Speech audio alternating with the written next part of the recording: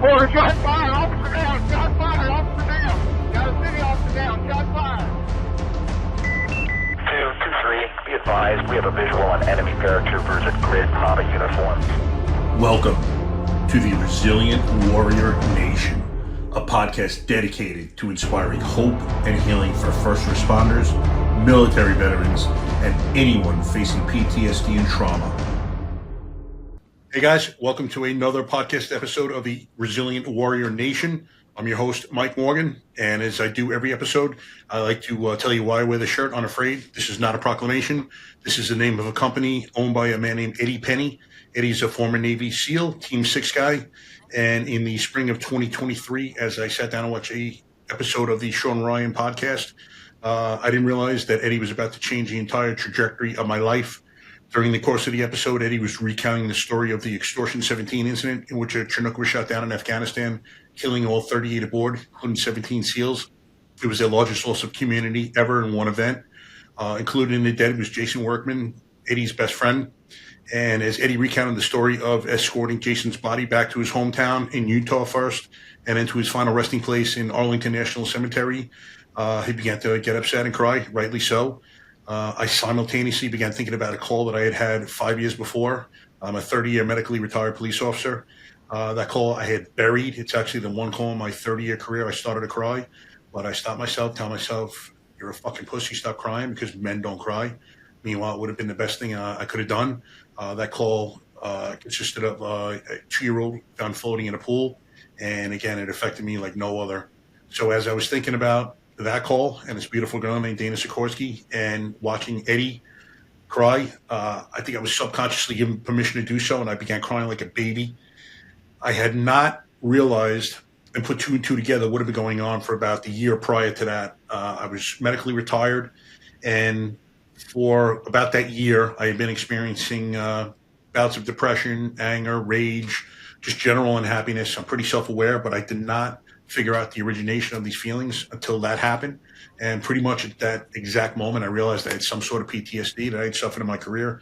I always mistakenly believed that PTSD was only caused by seeing your brother or sister next to you get killed, but mine was caused by being inside the most devastatingly intimate moments of other people's lives over and over and over for 30 years.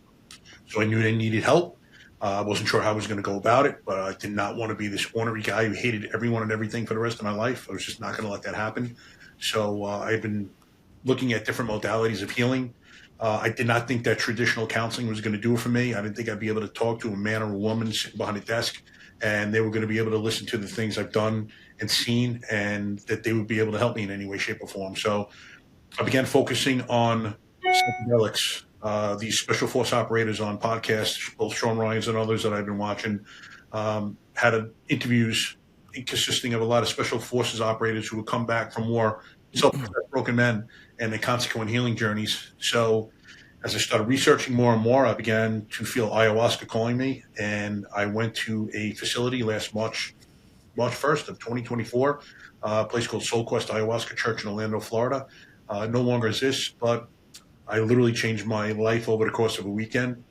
And as I was coming out of my first journey, the universe, as clearly as I'm talking to you right now, told me that I was healed. You know, it's not linear. I'm not this healed individual. I go through stuff every single day like everyone else, but for all intents and purposes, my PTSD was healed.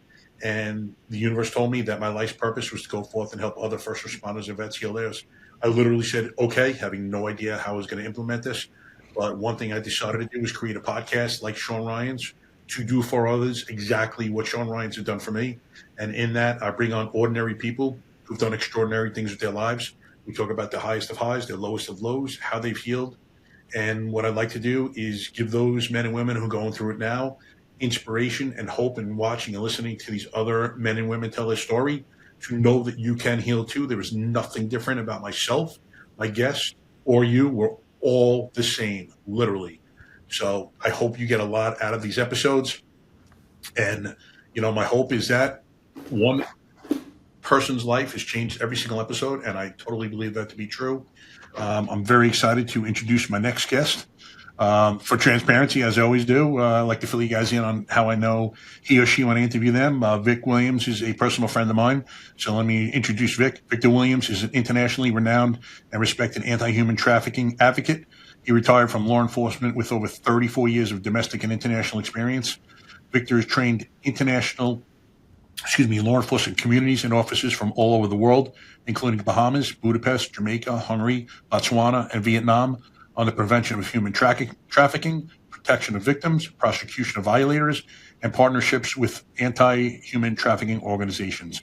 After retirement, Victor was recruited as a security consultant for the Atlanta Hawks basketball club and later appointed as the coordinator of the Georgia Coalition to combat human trafficking, the state's first law enforcement-based human trafficking coalition addressing all forms of human trafficking in the state. In 2023, he launched the Quest to Freedom organization, which focuses on preventative education, emphasizing cultural awareness and empowering people through partnerships with community organizations and human trafficking presentations and workshops. He currently serves as the vice chair of the Miami-Dade Human Trafficking Coalition. In 1991, Victor joined the U.S. Customs Service, which later became the Department of Homeland Security. Cannot speak today, Vic. DHS. In February 2011, Victor was assigned to the DHS Homeland Security Investigations Special Agent in Charge, Miami Office's Human Trafficking Group.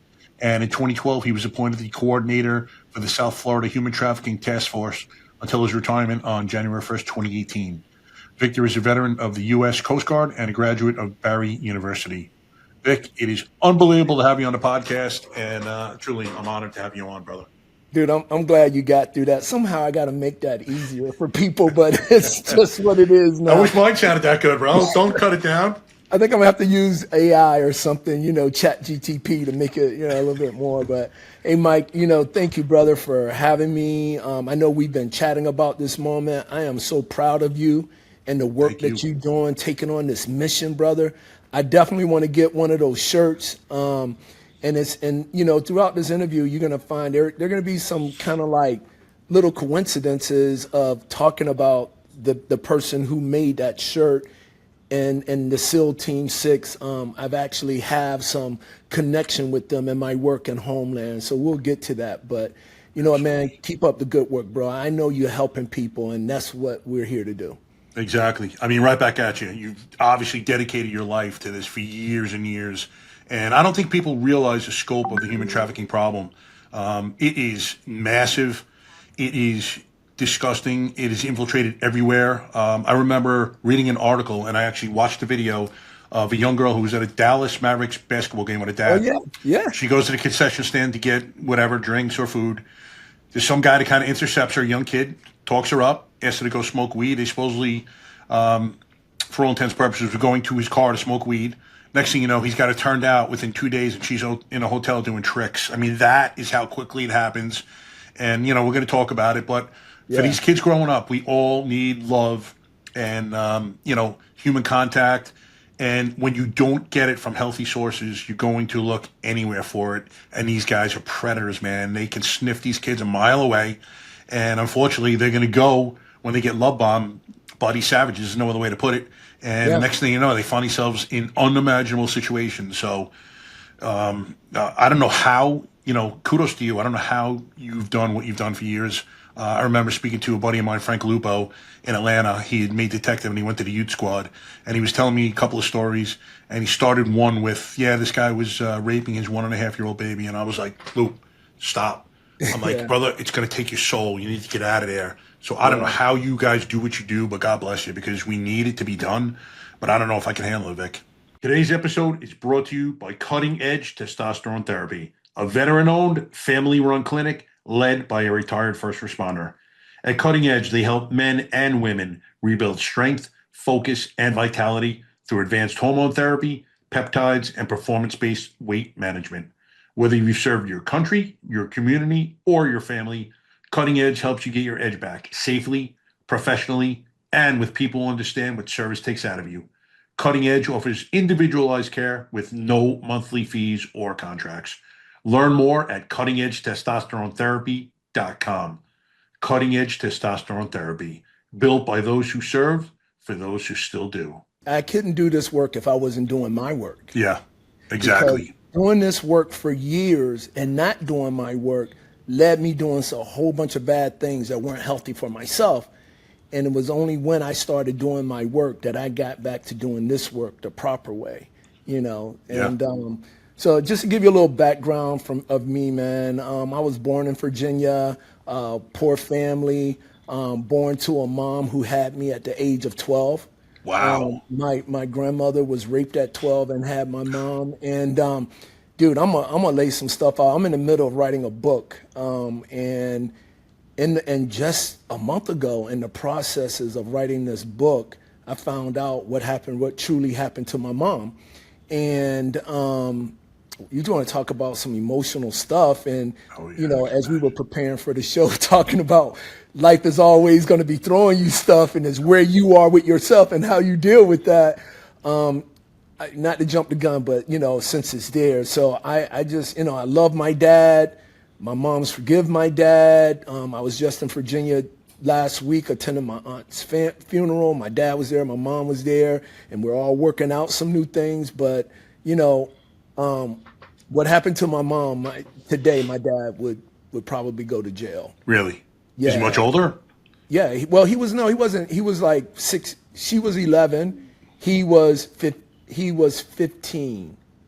Yeah. And then my mom had me like April 30th is my birthday. Okay. And her birthday is May 16th. So she was 12 when she had me, and then she turned 13. Years ago when I heard that, when my mom, I always knew my mom had me at 12. I always knew a little bit of the family history. And I always thought, back in those days, family, weird shit like that happened, and I always thought they were dating and, and that happened. But it just came out a few months in the process of writing this book. My ghostwriter interviewed my parents, and my dad owned up to it. He admitted he took advantage of my mom, and he knew he had done something wrong.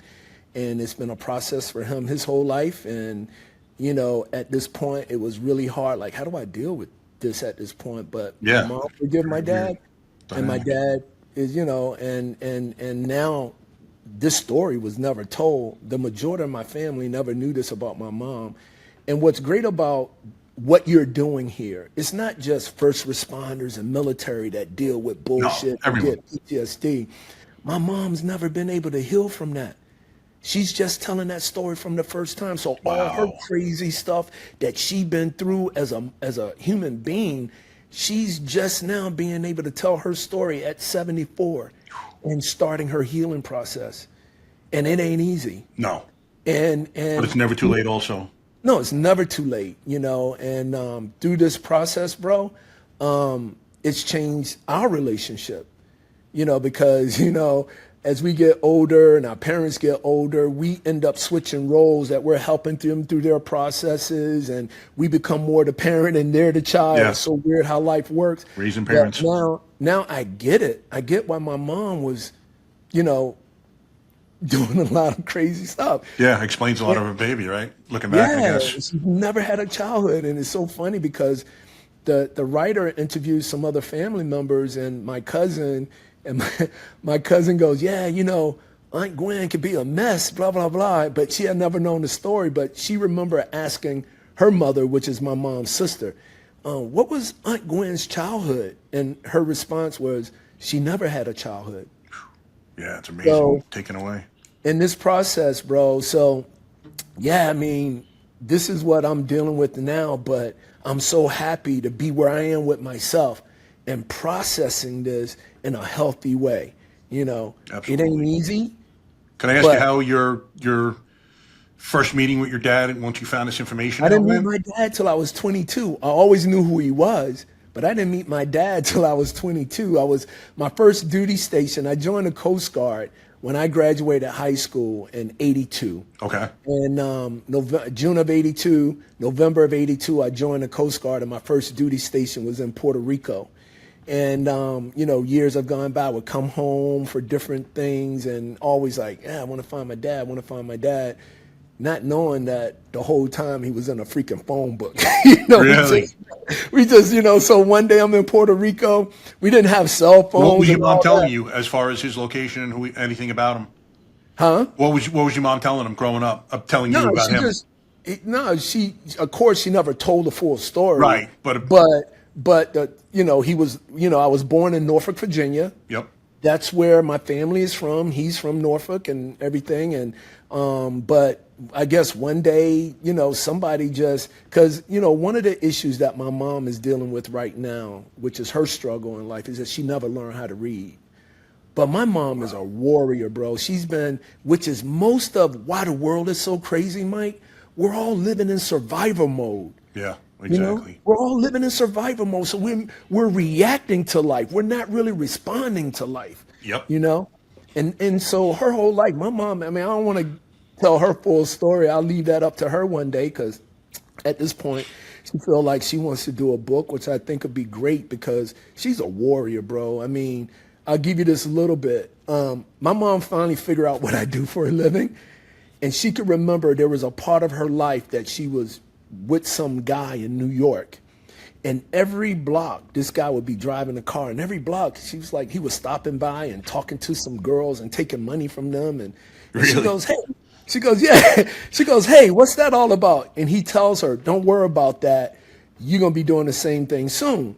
But my mom is a warrior. She don't know how to read, but she is a street smart person. Yep. And what she did, she ended up finding a phone, called my grandmother and say, hey, I need you to call this guy and tell him that I was sick. Something's wrong with your son and she got to come home. And he fell for it, sent her home, and she never went back. Oh, thank God.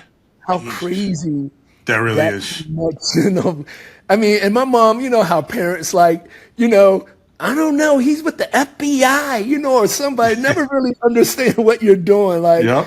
and but when she finally understood what I do now, she was like, oh wow, that could have happened to me. But like I said, she's been the street smart survivor her whole life, and now she is, you know, I'm even paying for her therapy. I know she needs this. She wants to do a journey, and I'm trying to arrange that. Nice. But her challenge is reading, and in this book, the person that's writing this book for me, Michelle Hollinger, which is, I met her, it was crazy how we met, but it was an instant connection of spirituality. And through her growth in spirituality and connecting with my mom, her processes for me is like, Vic, you need to heal that relationship with your mom in order for you to get on your path completely. Right. Like, I'm on my path, but there's something going on with my mom that I have to heal that will free her up to do what she needs to do for herself, and that's a process for us. And so anyway, yeah, man, that's kind of like jumping the gun, but born in Norfolk. I went to high school in Northern Virginia. I've been an athlete pretty much all my life. When I went to Northern Virginia, I realized there are What was your times- sport, Vic? Football was my main sport, but basketball, I did a little bit of everything. Okay. But my original sport was baseball. Yeah? Oh my God, I was such a natural at it, but it wasn't popular. So what do? I want to play the popular sports because of my own insecurities and bullshit. I got to be liked by it, so I'm going to do what everybody else is doing, right? That's funny. That's the cultural stuff, right? But at the end of the day, I am where I'm supposed to be. Exactly. You know what I mean? Yep. You know, we all have these dreams of, I want to be, because I'll be honest with you, my sophomore, junior, and senior year of high school was the first time I lived with my mom. I was raised by my great-grandmother, my grandmother's mother, because remember, my grandmother got raped at 12 and had my mom.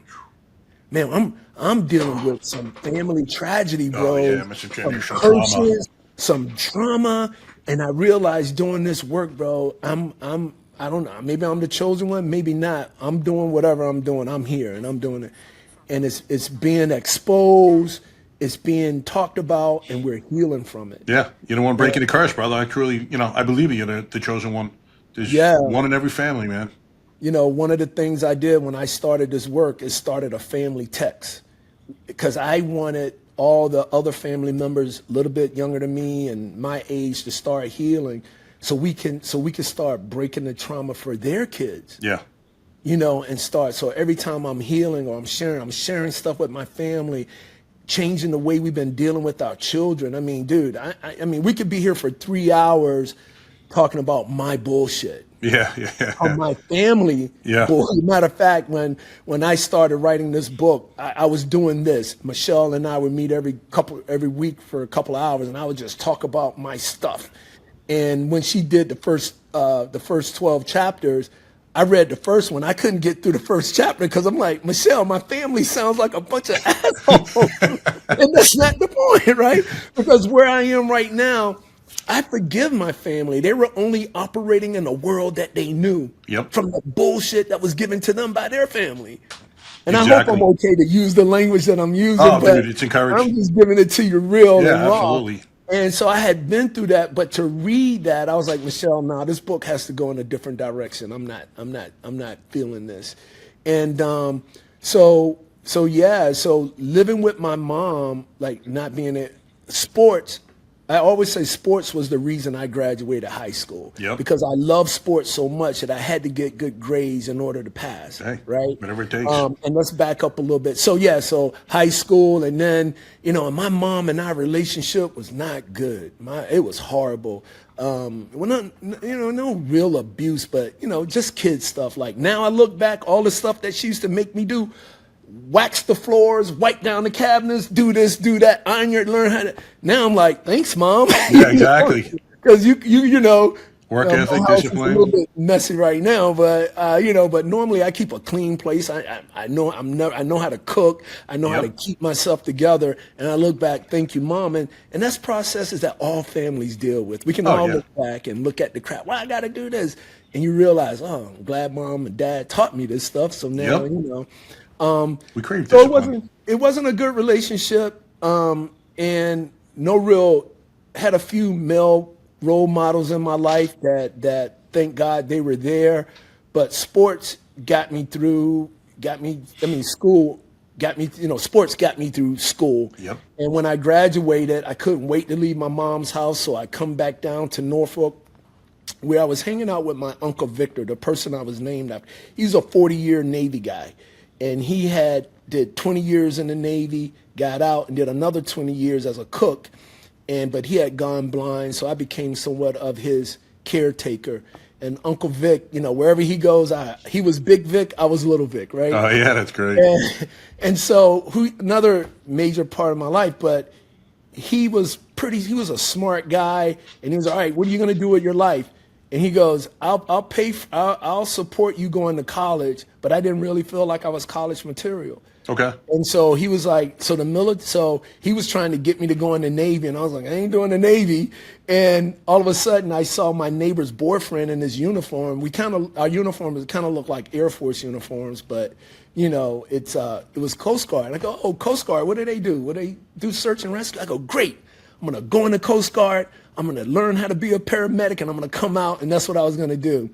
But little did I know, this is in the 80s, and this was when we started the war on drugs. And so the Coast Guard was doing more, drug ops than search and rescue ops. Yeah, just interdiction. But that was my process. And then law enforcement became the thing and I realized that when I look back, there are times in your life that you say, I'm glad that happened. I'm glad I went to go stay with my mom. And it was a choice that I made because I was living with my great-grandmother, and I just felt like I had too much freedom. I could leave the house, come back whenever. Yeah. Wow, and what awareness. She would say some pretty bad things to me, like you shouldn't say to kids. But, but I would go to my friend's house, and they were like, Mom, can I go out? Yeah, be back, man. I'm like, I need some of that. Yeah. And I knew my mom would do that.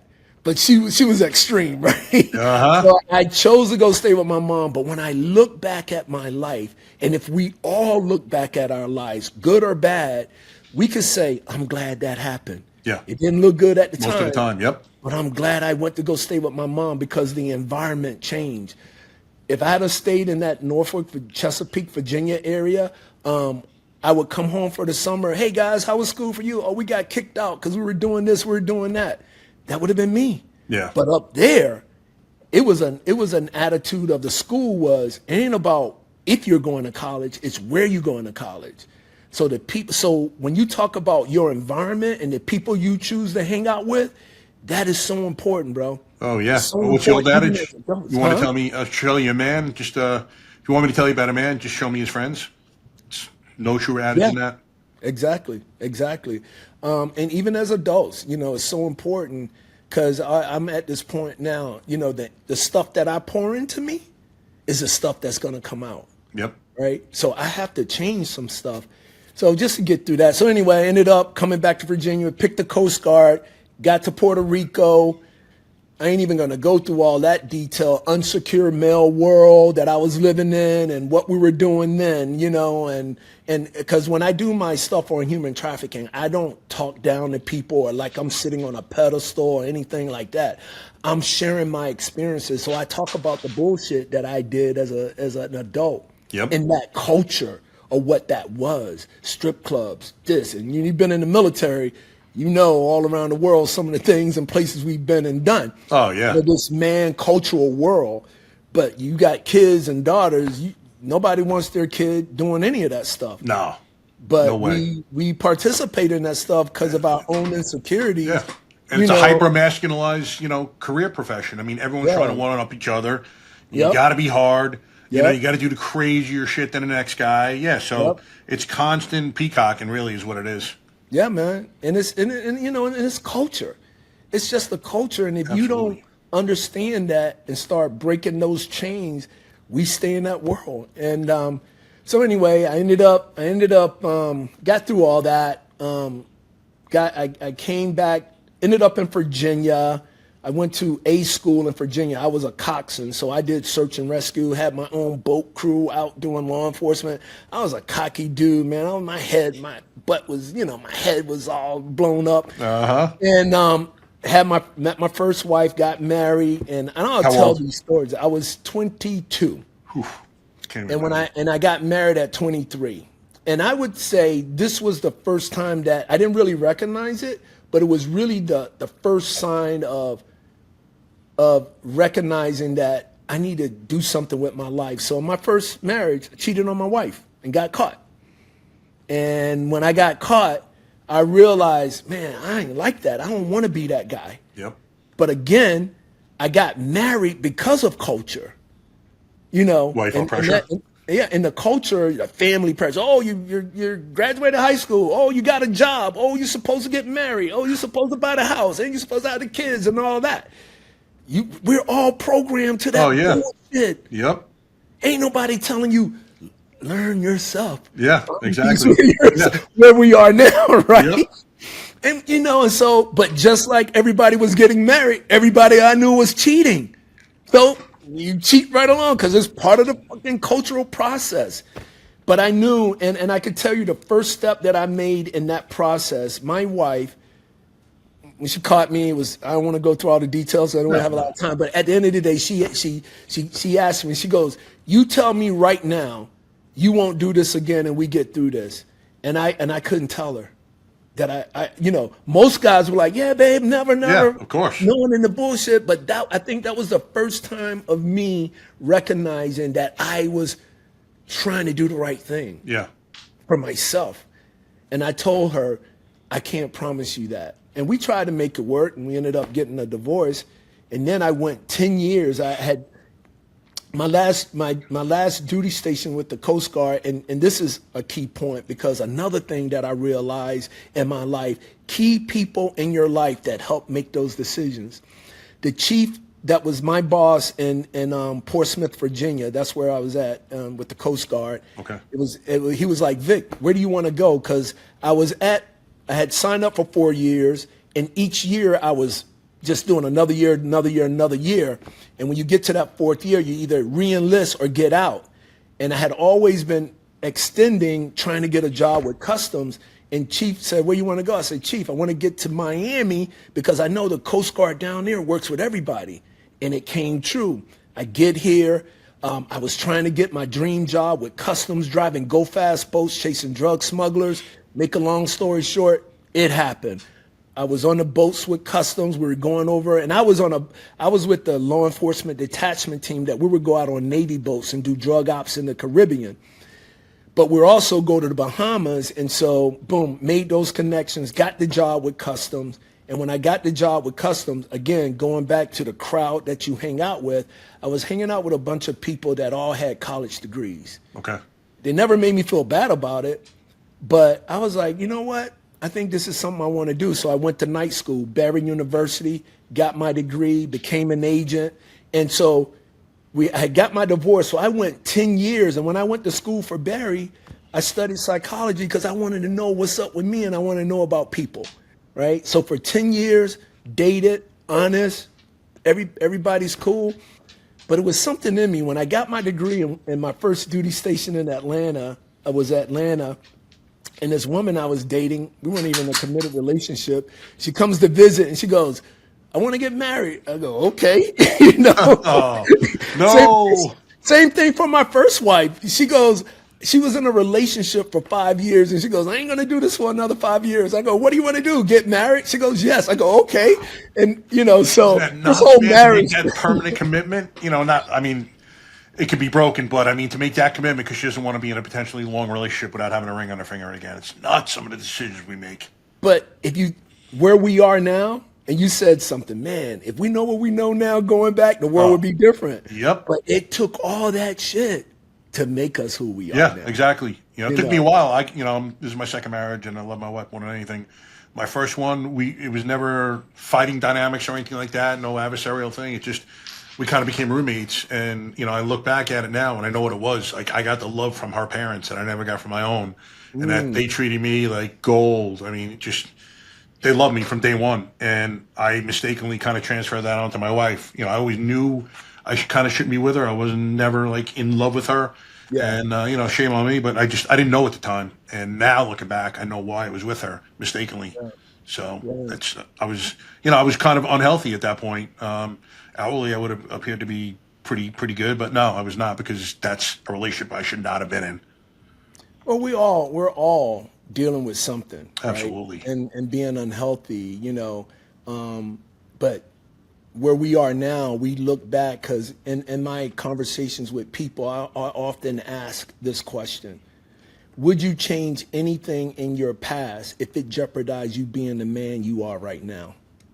Exactly. Yep. Would you? And I say no. Yeah. Nope. Yeah. Because if I go back and change something, maybe I could be better, but maybe I can be worse. Exactly. Worse, right? Maybe I wouldn't be here. And the reality of life, I can't go back anyway. Yep.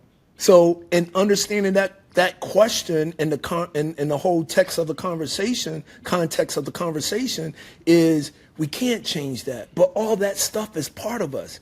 What did we learn from it? Exactly. And that's what life is all about for me right now, bro. I am so and it ain't easy, because I don't know until I know in certain situations, but I just hope that I'm ready, that no matter how people come at me, I'm okay, that's your shit. I'm not making other people's shit my shit. Yep. Yeah, that's what you have to realize. When they're coming at you and they're doing things or they're saying things to you, it's nothing you did. It's all things they've gone through, and this is unfortunately their reaction at this point, because they've been hurt, more than likely not healed. If they're doing we're talking about something that's probably not normalized behavior, and they're lashing out for whatever reason. So, hey, and it's difficult to just kind of turn the other cheek and be like, you know what, they're dealing with their stuff. It's much easier to turn around and curse back at them, or, whatever the case may be. But that healed individual is not going to do that. Like you're saying, the way you handle things now, that's a healed individual, and it's a tough point to get to. To ascend to that level takes a while and a lot of work on yourself. Oh yeah, and what helps me get there is that I do a course in emotional intelligence. I got asked to join the team mainly because of my background. Okay. It brought credibility to the program, really. Right. But I go, okay, but I was learning through that. I was like, wow, emotional intelligence. I didn't even really make the connection of what that was. And they got this PowerPoint, like, we need you to do this section, this section, this section. I started like, wait a minute, a lot of this stuff apply to me, And every time I give that class, bro, it just takes me to another level of self, and I want to put a note for me to really come back to that. I want to build up to that. So I left off at, I go to Atlanta. This girl I was dating, we got married. She has 2 kids. We get the house, nice neighborhood. And I'll be honest with you, even when my best friend was asking me, hey, are you sure you want to do this? I go, absolutely not. But something I miss in this process, between my first wife and my second wife, I got the job when I graduated from college, I got the job as an agent. And so when I got the job, And what year is this? This was in 2000 when I graduated college, and I got the job. So when I went to the academy, let me back up. When I joined Customs, I went to the academy and met my daughter's mother. We weren't even in a relationship. Things happened. I have a daughter. Okay. And so then the second marriage came. I Gotcha. can forget that part. These minor details. I know it's just rolling through my head, right? But yeah, I met my daughter's mother. We were never together, but anyway, things happen, and I mean, there's certain parts of this that you can write a book on each section, right? No doubt. But Taylor is born, and so all my life I've been like this.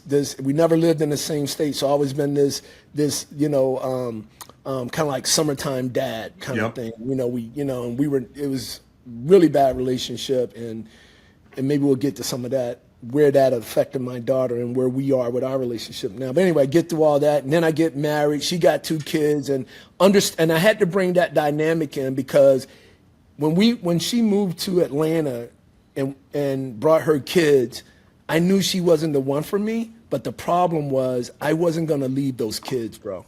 Okay. I had moved those kids there. Yeah. And I wasn't going to leave them because I ain't have my shit together. And so I'm like, we can work this out. We can work this out. We had a beautiful home and a lot of stuff. And anyway, that ended in a not tragic, but it could have been tragic. I've always known at this point, laws are changing, culture is changing around domestic violence, as you know, in law enforcement, that if you have a domestic violence, a misdemeanor, you could lose your job, right? If you're found guilty. Yeah, can't and carry a gun. The one thing that I always had was my job. No matter what crazy shit was going on in the world, the job was my sanctuary. Yep. Always work to be done. And at that time, I was assigned to DEA, where the special agent in charge of Customs, which we had just started become Homeland Security after 9/11, because I went to Atlanta as a Customs agent, came back to Miami in 2005 as a Homeland Security agent. Okay. So the special agent in charge of Homeland didn't like the special agent in charge of DEA, and I'm in the middle. And so Shitty place to be.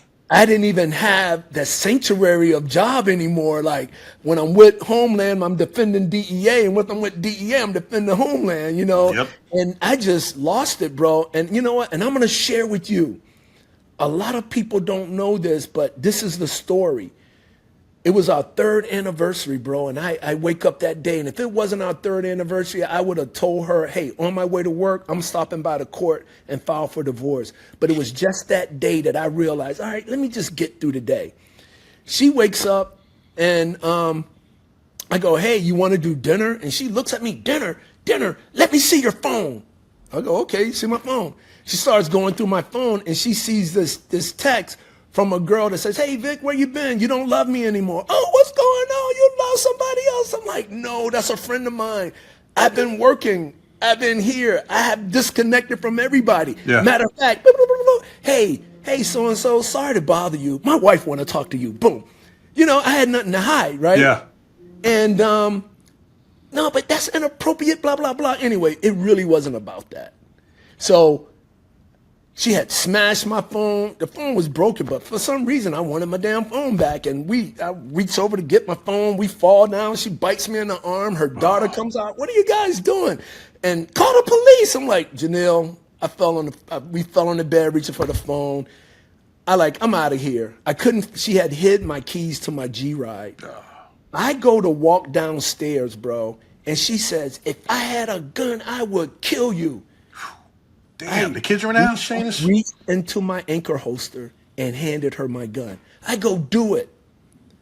And I go, yes, another empty threat. Snatch the gun back, put it in my holster, and walk downstairs.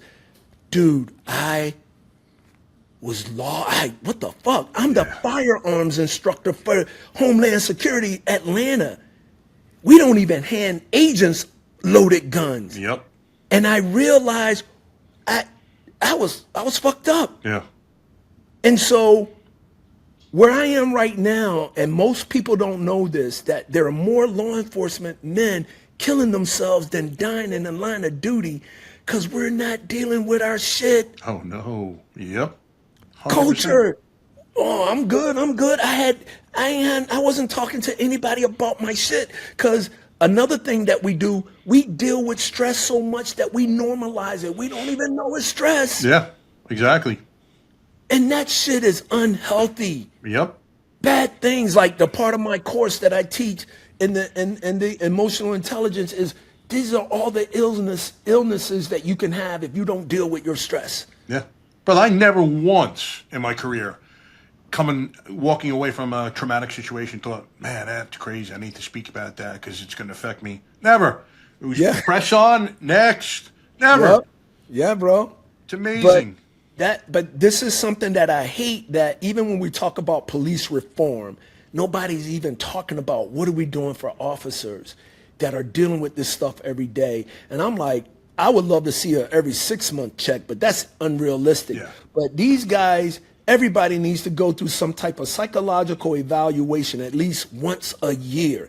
Now, money is always the problem, but we have these smart psychologists. Like I can remember taking the Myers and Briggs test, which is a great test if you really want to understand your personality, because they ask questions. There's a lot of people will answer those questions to what they think they are, but they ask the questions in so many ways they get who you are. Yeah. Those guys need to sit down once a year and go through a questionnaire and have an expert evaluate where they are. That's a great basic. idea. Yeah. How much money would that cost? But nobody's even talking about that. Oh, Meanwhile, no way. these guys are out there trying to do their jobs, dealing with shit, and the only time they get to go see somebody is after the fact. Yeah, exactly. After an incident. I can't even imagine them coming up with something proactive like that. You know, even now, as the stigma is getting erased and we're evolving into more treatments, it's still all reactive. You know, it's incumbent upon the officer to still seek that help, whether it's peer counseling or otherwise. There's nothing where they're kind of coming towards us and, you know, testing to see if maybe something's off, because, you know, guys aren't going to raise their hands, and girls almost 100% of the time, especially in that environment. Yeah, because the culture doesn't promote that. No. Because now if I ask for help, my promotion, now I get kicked off the list because something's wrong with me. Matter of fact, I'd rather hire that guy than to hire the people that are faking it. Yeah. You know what I mean? Yep.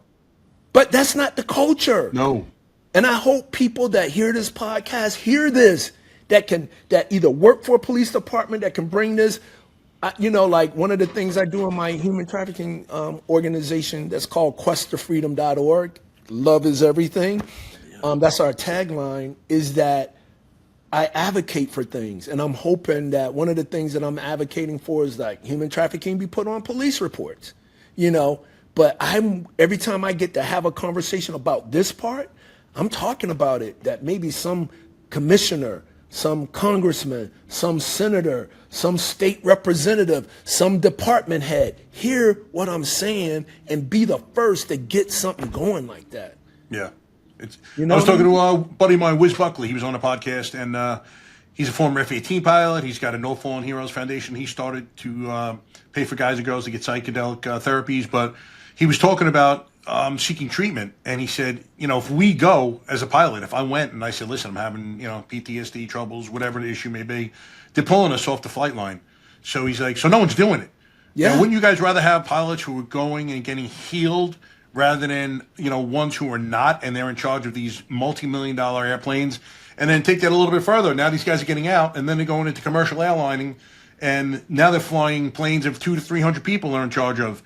They're not mentally healthy, but again, they're not going to get help because they're going to be pulled. Wouldn't you guys rather have healed individuals who raised their hand and got help?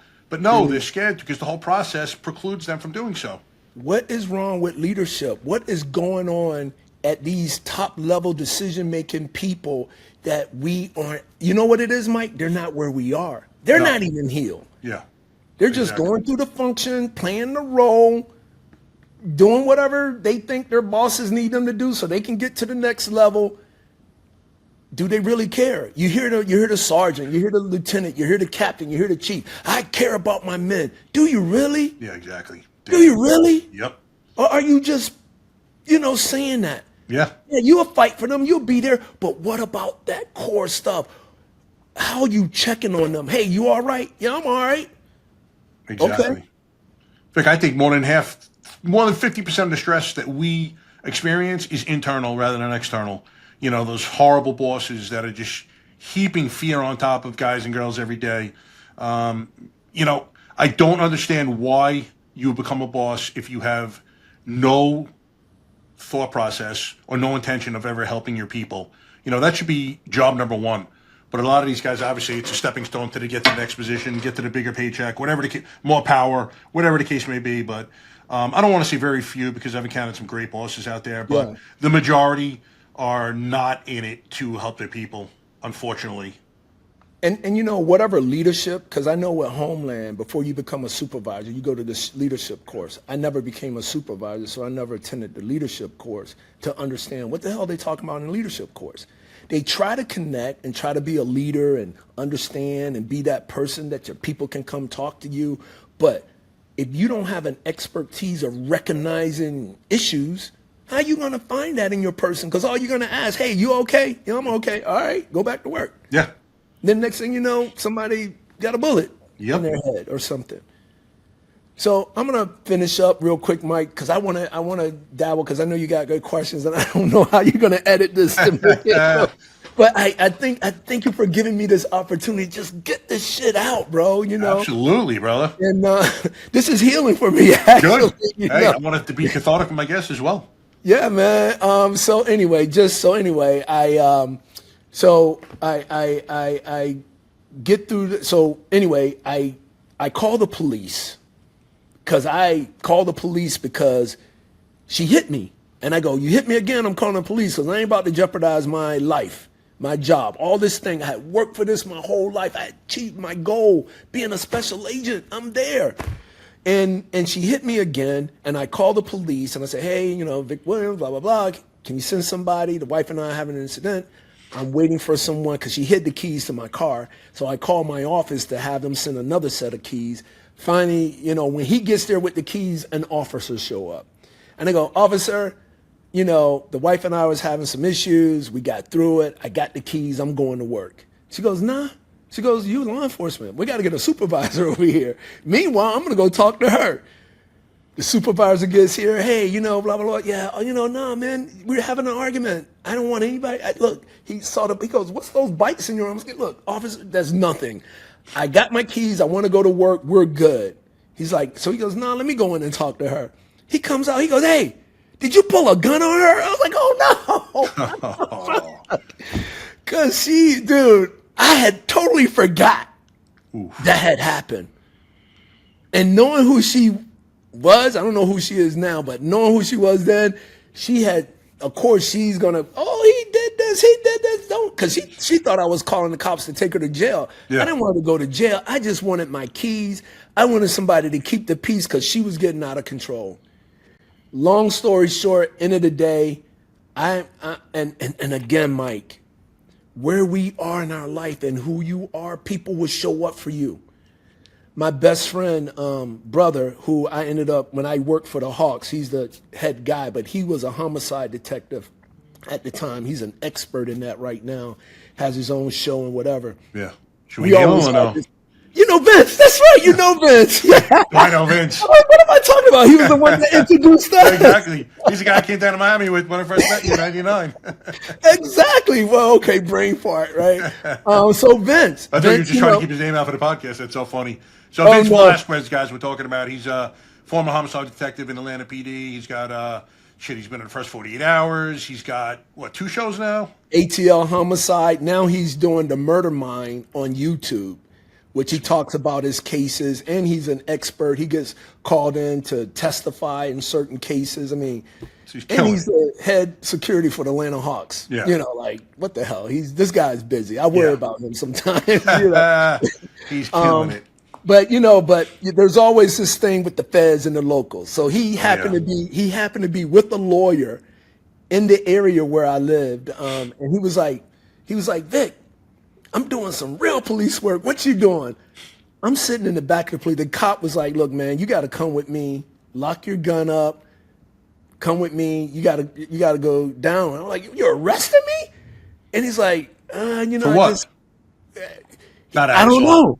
I still don't know. Oh, But because I pulled out the gun, I said, officer, trust me, I didn't threaten her. I handed it to her. Yeah. And he goes, I'm a little uncomfortable with the mishandling of the gun. Okay, all right, I got it. So there's no he takes charge me- though. Well, no, I mean, they took me down to book me, For what? Yeah, I still don't know, But at the end of the day, I wrote out, he goes, well, you write a statement. And I wrote a statement out and everything, because the one thing, when you're truly honest about what you're doing, you want the world to know. And that story's never changed. Not one thing has ever changed about this story. And I done told it 1,000 times. Matter of fact, I stopped telling it because, you will, when you go through shit, you just want people to know your stuff. Oh, yeah. And I just stopped telling it, to move on. And so anyway, I ended up going down. He goes, look, man, I'm going to pull the car up. I ain't going to make a big scene. You just jump in the back. We're going to tell you, I'm not going to put you in handcuffs. I'm going to let you make your phone calls. And Vince called me. And he's, yo, man, I'm done. I'm like, and I'm crying like a baby. I'm on my way down. Conyers. I was in Conyers. Oh, way down. He's like, what? I'll meet you there. Then I had to call my boss and all that. Vince meets me there. And because he's a homicide detective, he started processing. He said, did they do any processing? Because she's claiming I scratched her. And I'm like, officer, I groomed my nails. Look at my nails. I did not touch this woman. Yeah. Long story short, man, Vince was there. He processed me. I ended up sleeping on his couch for 11 months. And again, mentally, I'm lost. And what woke me up, Vince says to me, he goes, I'm going to have to charge you the 12th month. And I go, what the hell? And the whole time, Mike, I had to pretend like I was going to get back with her for her to tell the truth. Okay. So through the process, I got this lawyer that didn't charge me. That's a whole nother story. But again, this lawyer went to school with the prosecutor. I'm telling you, all these things are lining up because I'm not wrong here. Yep. And when we finally got to meet the prosecutor, he goes, hey, man, why should, because, the worry in domestic violence is that they let you go and then you go kill the wife. Oh, yeah, of course. And everybody's like, see, these people, they're all working together. He goes, why should, he goes, I said, first of all, officer, I say, Mr. Prosecutor, I've been doing mental health. I started seeing somebody. I promise you, the only reason I'm pretending that we're going to be together because I want her to tell the truth so I can move on. I'm getting a divorce. And then he goes, okay, all we're waiting for is the call. And when he saw the 911 call, how calm I was explaining the situation, they dropped the charges. Meanwhile, but What was the charge? Huh? What was the charge? Misdemeanor. I don't even know. I still don't know. Yeah, I was going to say, because I know if it's... I still don't know the charge. Yeah, maybe some reckless But- endangerment possibly, but that's it. I don't even know it was that, but mishandling, I still don't know. But I remember when Vince came, I had to call my boss. And the most painful thing at that moment is my boss showing up, taking my credentials, taking the keys of my G-Ride, because he had to go to the car. He had to go to my house, get my guns in the car. And I was lost. But again, being where I am in my life, at that time, the guy that was my boss at the time was a friend of mine that just got transferred to the office. He had worked IA in the feds. We call it Office of Professional Responsibilities, OPR. Okay. And he told me, he says, Vic, you will get through this as long as you don't do anything stupid. Yep. And for him, I was working in this task force, so we had a partnership with the IRS. So they took my access. They took my car. They took my access to the office. He goes, I'm going to make sure that you can get in the office at the IRS. I want you to stay focused, go in there and just update all your reports. He kept me busy. Good. He didn't leave me dry. Yep. Because when you're And he dry and you ain't got people looking after you, that's when all the thoughts in your head going crazy and you do stupid shit. Yep, exactly. So Not the time to abandon a man in his time of need. And that's what that is, bro. Hell That's yeah. like anything, man. We lead people. We find out. That's when you find out who your true friends are, though. Oh, yeah. You know? 100%. But anyway, so he kept me busy. And when that DEA dropped those charges, I immediately went to the office and I was like, give me my damn credentials back. Not to him, but to my boss. Because the guy at the time, the SAC, was talking shit like I was some piece of shit. I made a mistake. I didn't hurt anybody. Thank God I didn't get to the level of killing myself or hurt. But they were all like judging me. Yeah. And it was worth it. It was like, and so I got my credentials back. Everybody, it wasn't that bad. They took me back in, but I ended up spending a week on the beach and losing a week of money because I mishandled my gun. All right. And that was fair enough. acceptable. Yeah. Yeah. I lost it. Yeah. And I can see at that moment, I can see how people lose it. Because if you're not taking care of yourself, bro, you're going to lose it. Yeah, man, it happens like that. So even to the people that are listening to this, the purpose of this is to have different people explain certain things. You're not alone. Mm-hmm. But if you're listening to some of the stuff and the people that went through it, they're telling you, like, if you don't get help, brother, you're going to lose it. Yeah. And so get help, and it's okay. Exactly. And if you're watching, just see what Vic did. He gave his power away to her when he did that with the gun. He lost his power when he lost his temper. And all the power was put into her hands. Thank God it resolved itself amicably for Vic. But that's what we do when we get angry. We lose our shit, man. You do these things and you just give your power to someone else. And now your life is in their hands, whether it's a prosecutor, anyone, man. You know? For like 5 months, I went through this process of just lost, not knowing. And then 11 months, I'm on Vince's couch. I got through. I got my badge back. I'm working. But now I got to do the week on the beach and figure out the other part in life. And then Vince says to me, yo, man, I'm going to have to charge you the 12th month. And I woke up because as soon as the charges were cleared, I filed for divorce right away because I knew this was over. Yeah. And so I get through it, and Vince wake me up, and I call him. I say, "Hey, man, I can't live like this," because they were wasting time. They were waiting for her to provide, and she stopped paying her rent, her mortgage, share the mortgage. So I had to sleep on Vince's couch because the house was in my name. I had to pay the mortgage. I couldn't pay the mortgage and rent too. So thank God the people in your lives are there. Yeah. You know what I mean? Anyway, man. So I get through that, and I go from, and that's still the worst thing. And I hope it stays the worst thing in my life, but we're still living. Who knows? That was the worst time of my life, and I got through it, and I ended up experiencing one of the best times in my life because this happened 2003. I went through the process. No, this happened. With the divorce happened. Our anniversary was 2003. It was our 3rd year anniversary. I go through that whole process, and then in 2004. I ended up getting this opportunity to go to Singapore. Nice. And I go to Singapore, and I'm there for 4 months. I'm having so much fun. And then I make this deal to come back to Miami. And is it with Homeland Security that you went to Singapore? Yeah, I'm still, yeah. Okay. And what are you doing in Singapore? We were doing the Container Security Initiative.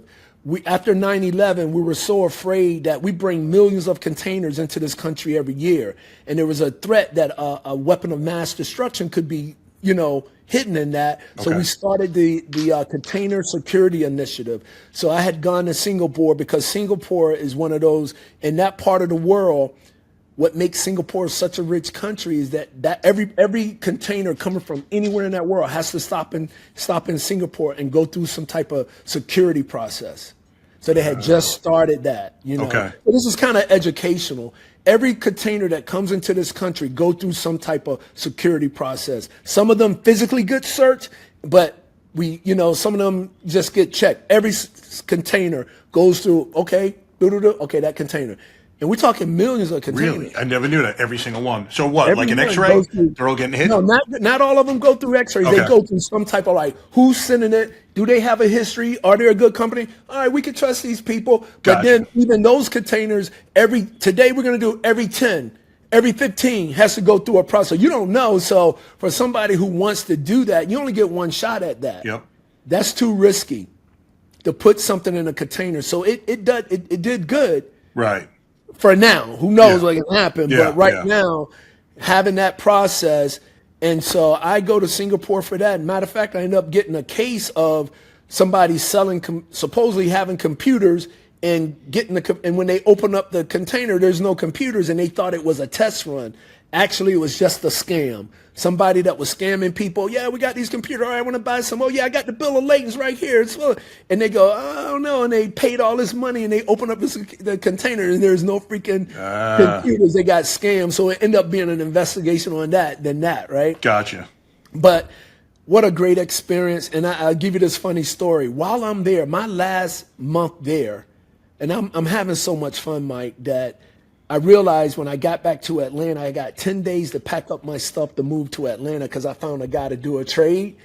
And I'm happy. All I know is I'm going to get back to Atlanta, pack up my shit, and come back to Miami. Yep. And I get this call. And this call comes in, and there's this guy. We have our communication, sector communication. They'll find an agent anywhere in the world. And I get this call, sector. This is sector. I got so and so on the line. I'm like, put him on. This guy comes on the phone. He's like, this is Victor. I go, yeah. He goes, hey man, I just want to tell you, anybody that knows you, everybody that I met that knows you, said you're a good guy, blah, blah, blah. I'm like, yo, man, what you trying to sell me? You know, Yeah, right? exactly. And I go, what's up? He goes, nah, all right, well, this is why I'm calling you. I'm so-and-so's husband, my ex's husband. Really? She got married again. I'm so-and-so's husband, and I want to call you if you could be a character witness in our divorce. I go, what happened? You know, What?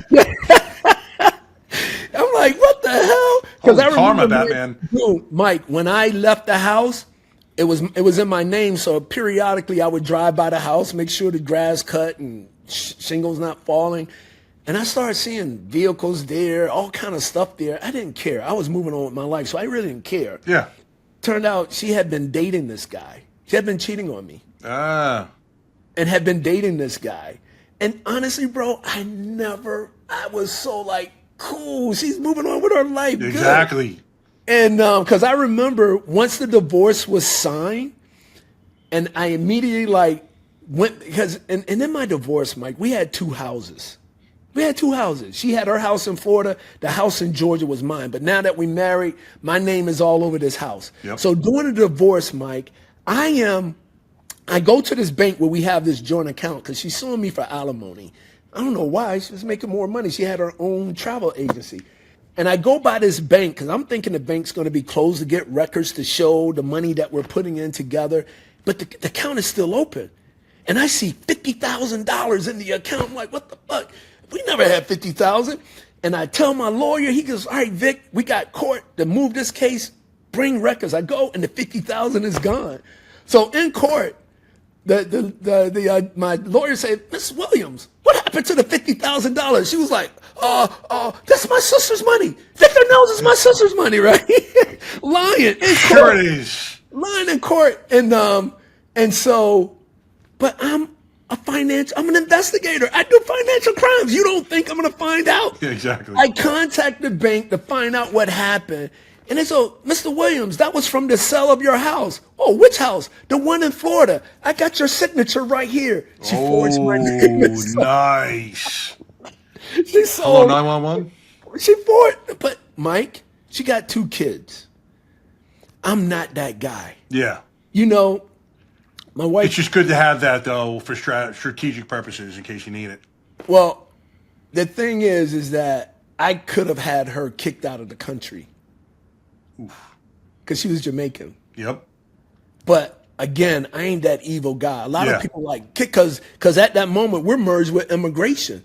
And if you commit a certain crime, even though you immigrating, and she didn't have her U.S. citizen, she had a green card. Okay. You do a crime, you could be kicked, and the immigration's buddies were like, "Yo, Vic, we can kick her out of the country. We can kick her out of the country." I'm like, "Oh man, I'm taking care of those girls because it ain't their fault." Yeah, exactly. Whatever's supposed to happen to her is gonna happen to her. I ain't gonna be having no guilty feeling. Where most people in the world we live in, I would have been justified. Oh, no doubt. I mean, that's how a man handles stuff. You know what I mean? Most boys would have had it booted out with no regard for the kids. Like, so unfortunately, that's what happened to them.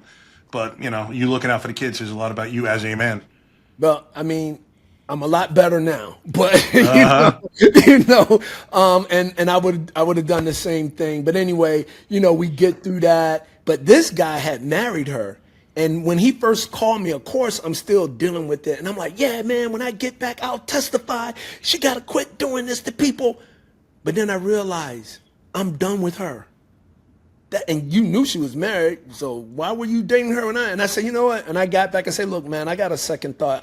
I'm not going to participate with this. If you want some records to judge her or go against her testimony, just pull up our divorce test, documents and see where she lied. I'm not going to get back involved in that, and I moved on with my life, Oh, good. And I need that negativity.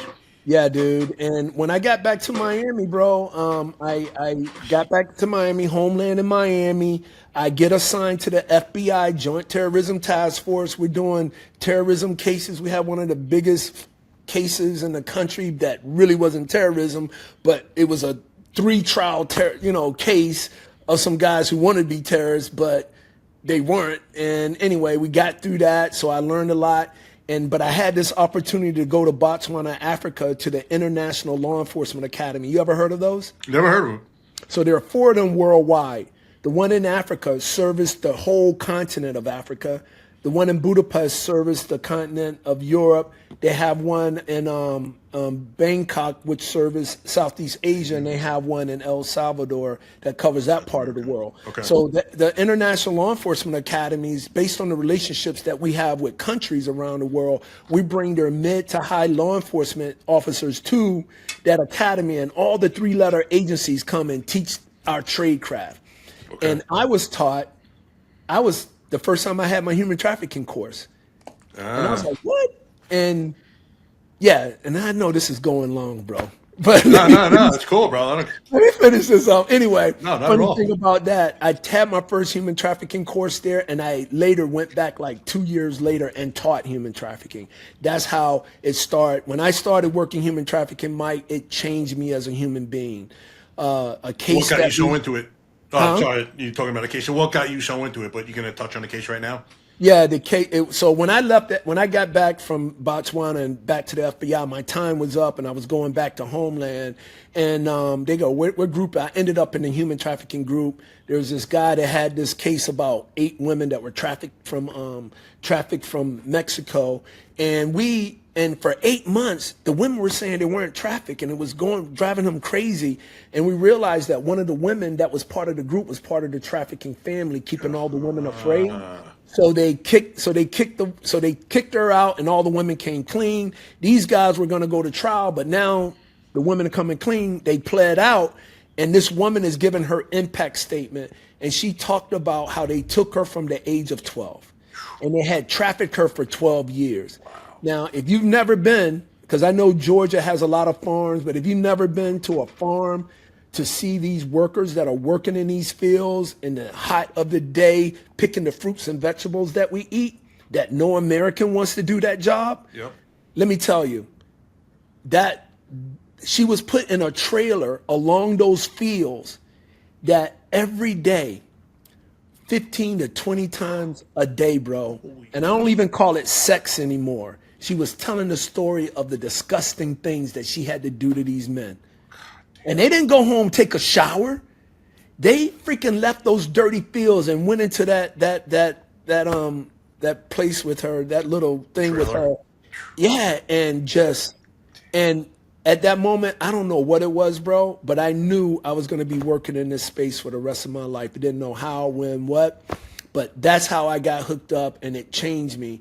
And as I was learning, I was like, man, strip clubs. Oh, there are trafficking victims in here.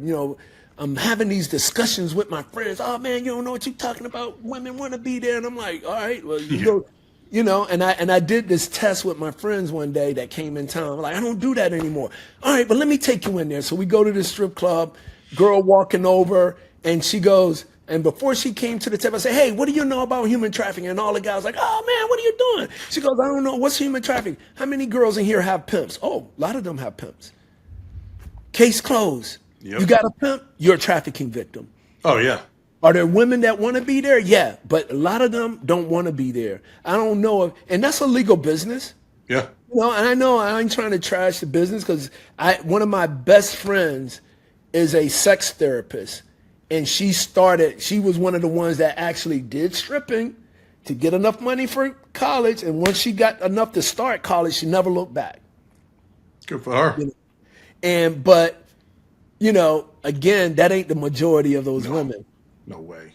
You know what I mean? Man, they're either broken or addicted to drugs. But most of them, I would think. What do you think? I would guess 90% have been sexually abused in their lifetime. I would say there is some of that. Yeah, a lot of that. It's a bunch of everything. And I really want to tap on those issues. But anyway, and I'm going to get to that, because I think where we're really going to go to this is because even the people that you're trying to serve from this situation that have kids, if anything, heal for them. Mm-hmm. Heal for them, because it ain't your fault of all the stuff that you're going through, but it is your responsibility of what you do with it. Exactly. It ain't the fault how you were raised. It ain't your fault that, this country puts you in situations. It ain't your fault that, you as an officer, you saw this. I mean, some of these choices we make, but shit happened that you had nothing to do with. Yep. But it's our fault what we do. And that's what's the most important. So guys and women, if you in office, if you got kids, do the healing for them, because if you don't, your trauma becomes their trauma. Exactly. And for those of you who are thinking about suicide as a solution, which is a permanent solution to a temporary problem, no matter what you're facing, this is how strippers are made. They get thrust that trauma of their, I'm going to say dad in this case, committing suicide. They get thrust upon them. A lot of times they believe they may be the reason why they did it to begin with. Now that love is no longer there, so they're looking for love that they're never going to get from a father that's now gone. Again, they're going to search for love somewhere. If it's not coming from the house, where's it going to be? And a lot of times it's going to be in these places that we don't want them. But, these fucking predators find them. And this is how alcoholics are created. This is how prostitutes are created, drug addicts. This is how domestic abusers are created. Think long about what that suicide will do to everyone who touches you. Yeah. You're not a burden to them. You're putting the burden upon them, and they're going to carry that shit for the rest of their lives. Yeah. And I think, if anything, the most important about anything that we've talked about, this is so important, because when I call myself an expert. Literally, I'm an expert now because I got hired to do certain things. So I can call myself an expert, but I don't say that as some badge. It's just, I've been working in this space for 15 years. It is truly, from when I started doing my own work, I am really living my purpose and passion. Yep. This is what I was put here to do. This should be all of our missions in life, is to heal, because when we're doing the things that we suppose our purpose and passion, that's when you're living your most. And as ugly and tragic as this world, that we live in, somebody has to do that. And if I wasn't doing my work, I couldn't do it the right way. There's a lot of people doing this work, and they're causing more harm than anything. So when I get to talk to parents, I'm like, parents, this is about victims of human trafficking, and traffickers are created in homes all around the world. And so when I get to talk to parents, I'm like, parents, you have to create a place in your house that your children can come talk to you about any and everything. Because if they can't come talk to you, you're creating that space for other people that don't mean your kids and family members any good to be groomed to talk to them. Yep. And so parents, do your work. Parents, you must deal with your traumas, because if you're not, you're passing them on to your children. And part of why you can't create the relationship to talk to your kids is from your trauma, is because you're overreacting to your kids' stuff. When they do come to talk to you, you're overreacting and you're judging and you're doing all this stuff. So why would your kids come talk to you? So you got to heal from your traumas. Yeah. You got to do your work. Never felt like I could go to my parents, unfortunately, but it is what it is. In terms of educating people now, as people going through their lives, how are they potentially running into human trafficking victims and are not even aware? Where would they potentially see them? What should they be looking for? If obviously we can't go into like a 2-hour symposium, but just kind of educating people on what they may see, which could potentially be human trafficking victims. Shock you with this. I'm gonna shock you with this. I'm gonna tell you the last part that I tell parents. Parents, understand what love is, the true meaning of love, and then educate your kids on self-love. Because a lot of people, we've been cultured that when we have chemistry with people, because we're kids, you're human beings, we're gonna have chemistry. I don't know why I like this person, it is what it is. And we operate on those emotions, that the emotions of that chemistry is love. But true love, Mike, is about what we do, how we treat people in all levels, good, how I pour into them. But I can't pour into them if I don't have that for myself. Yes. That's why self-love is the most important thing we can do for ourselves. Because if you can teach your kid true love, and when they walk out that door, they have a certain security of them that I don't have to belong to the cool crew. I'm not searching for love, so I don't care how nice you treat me and try to sell me to come hang out with you so you can flip the switch later and have me doing things. I ain't looking for love because I love myself. That's why self-love to me is the most important thing in the world, and that's how we can resolve all the world's problems. Yeah. If there's over 8 billion people, if we all had a culture of self-love, we would treat each other better. We wouldn't have wars. We wouldn't be greedy. We wouldn't be judging. We'll have some sensitivity. We can give people grace. All these things could be different. So those are the 3 things I talk to parents. But to go to your trick question, you ain't gonna believe this, but a lot of kids are trafficked from the family members that they know. Yeah, that's crazy. What percentage would you say of your cases involve something like that? And it's so hard because, I could tell you this. Right when I was getting ready to retire, I got a call from one of the organizations that I was working with that this young lady wanted to talk to me. This young lady was sold from the moment she was born. Her dad sold her until she graduated at 18 years old. Holy shit. With all that trauma, when she graduated high school and left the house, all that trauma, what's she gonna do? She's lost. She got nothing. So what does she end up? She end up with pimps. Yep. She end up with people that are groomed. I mean, these people that, again, that same people that came from these same families that are such predators, that they just learn. And this is a good story. One of my guys had a case, and we were going into a prison to interview. Well, we had brought a guy out of prison to interview him because the guy that we had a case on, they had trafficked the same young girl. Okay. And so while we were prepping for the case, I sit down with this guy. I go, "Hey man, what's up with your life?" He goes, "Nah, man, I grew up in this." That kid never had a fucking chance. Every day he walked out his door, he grew up in a drug-infested neighborhood.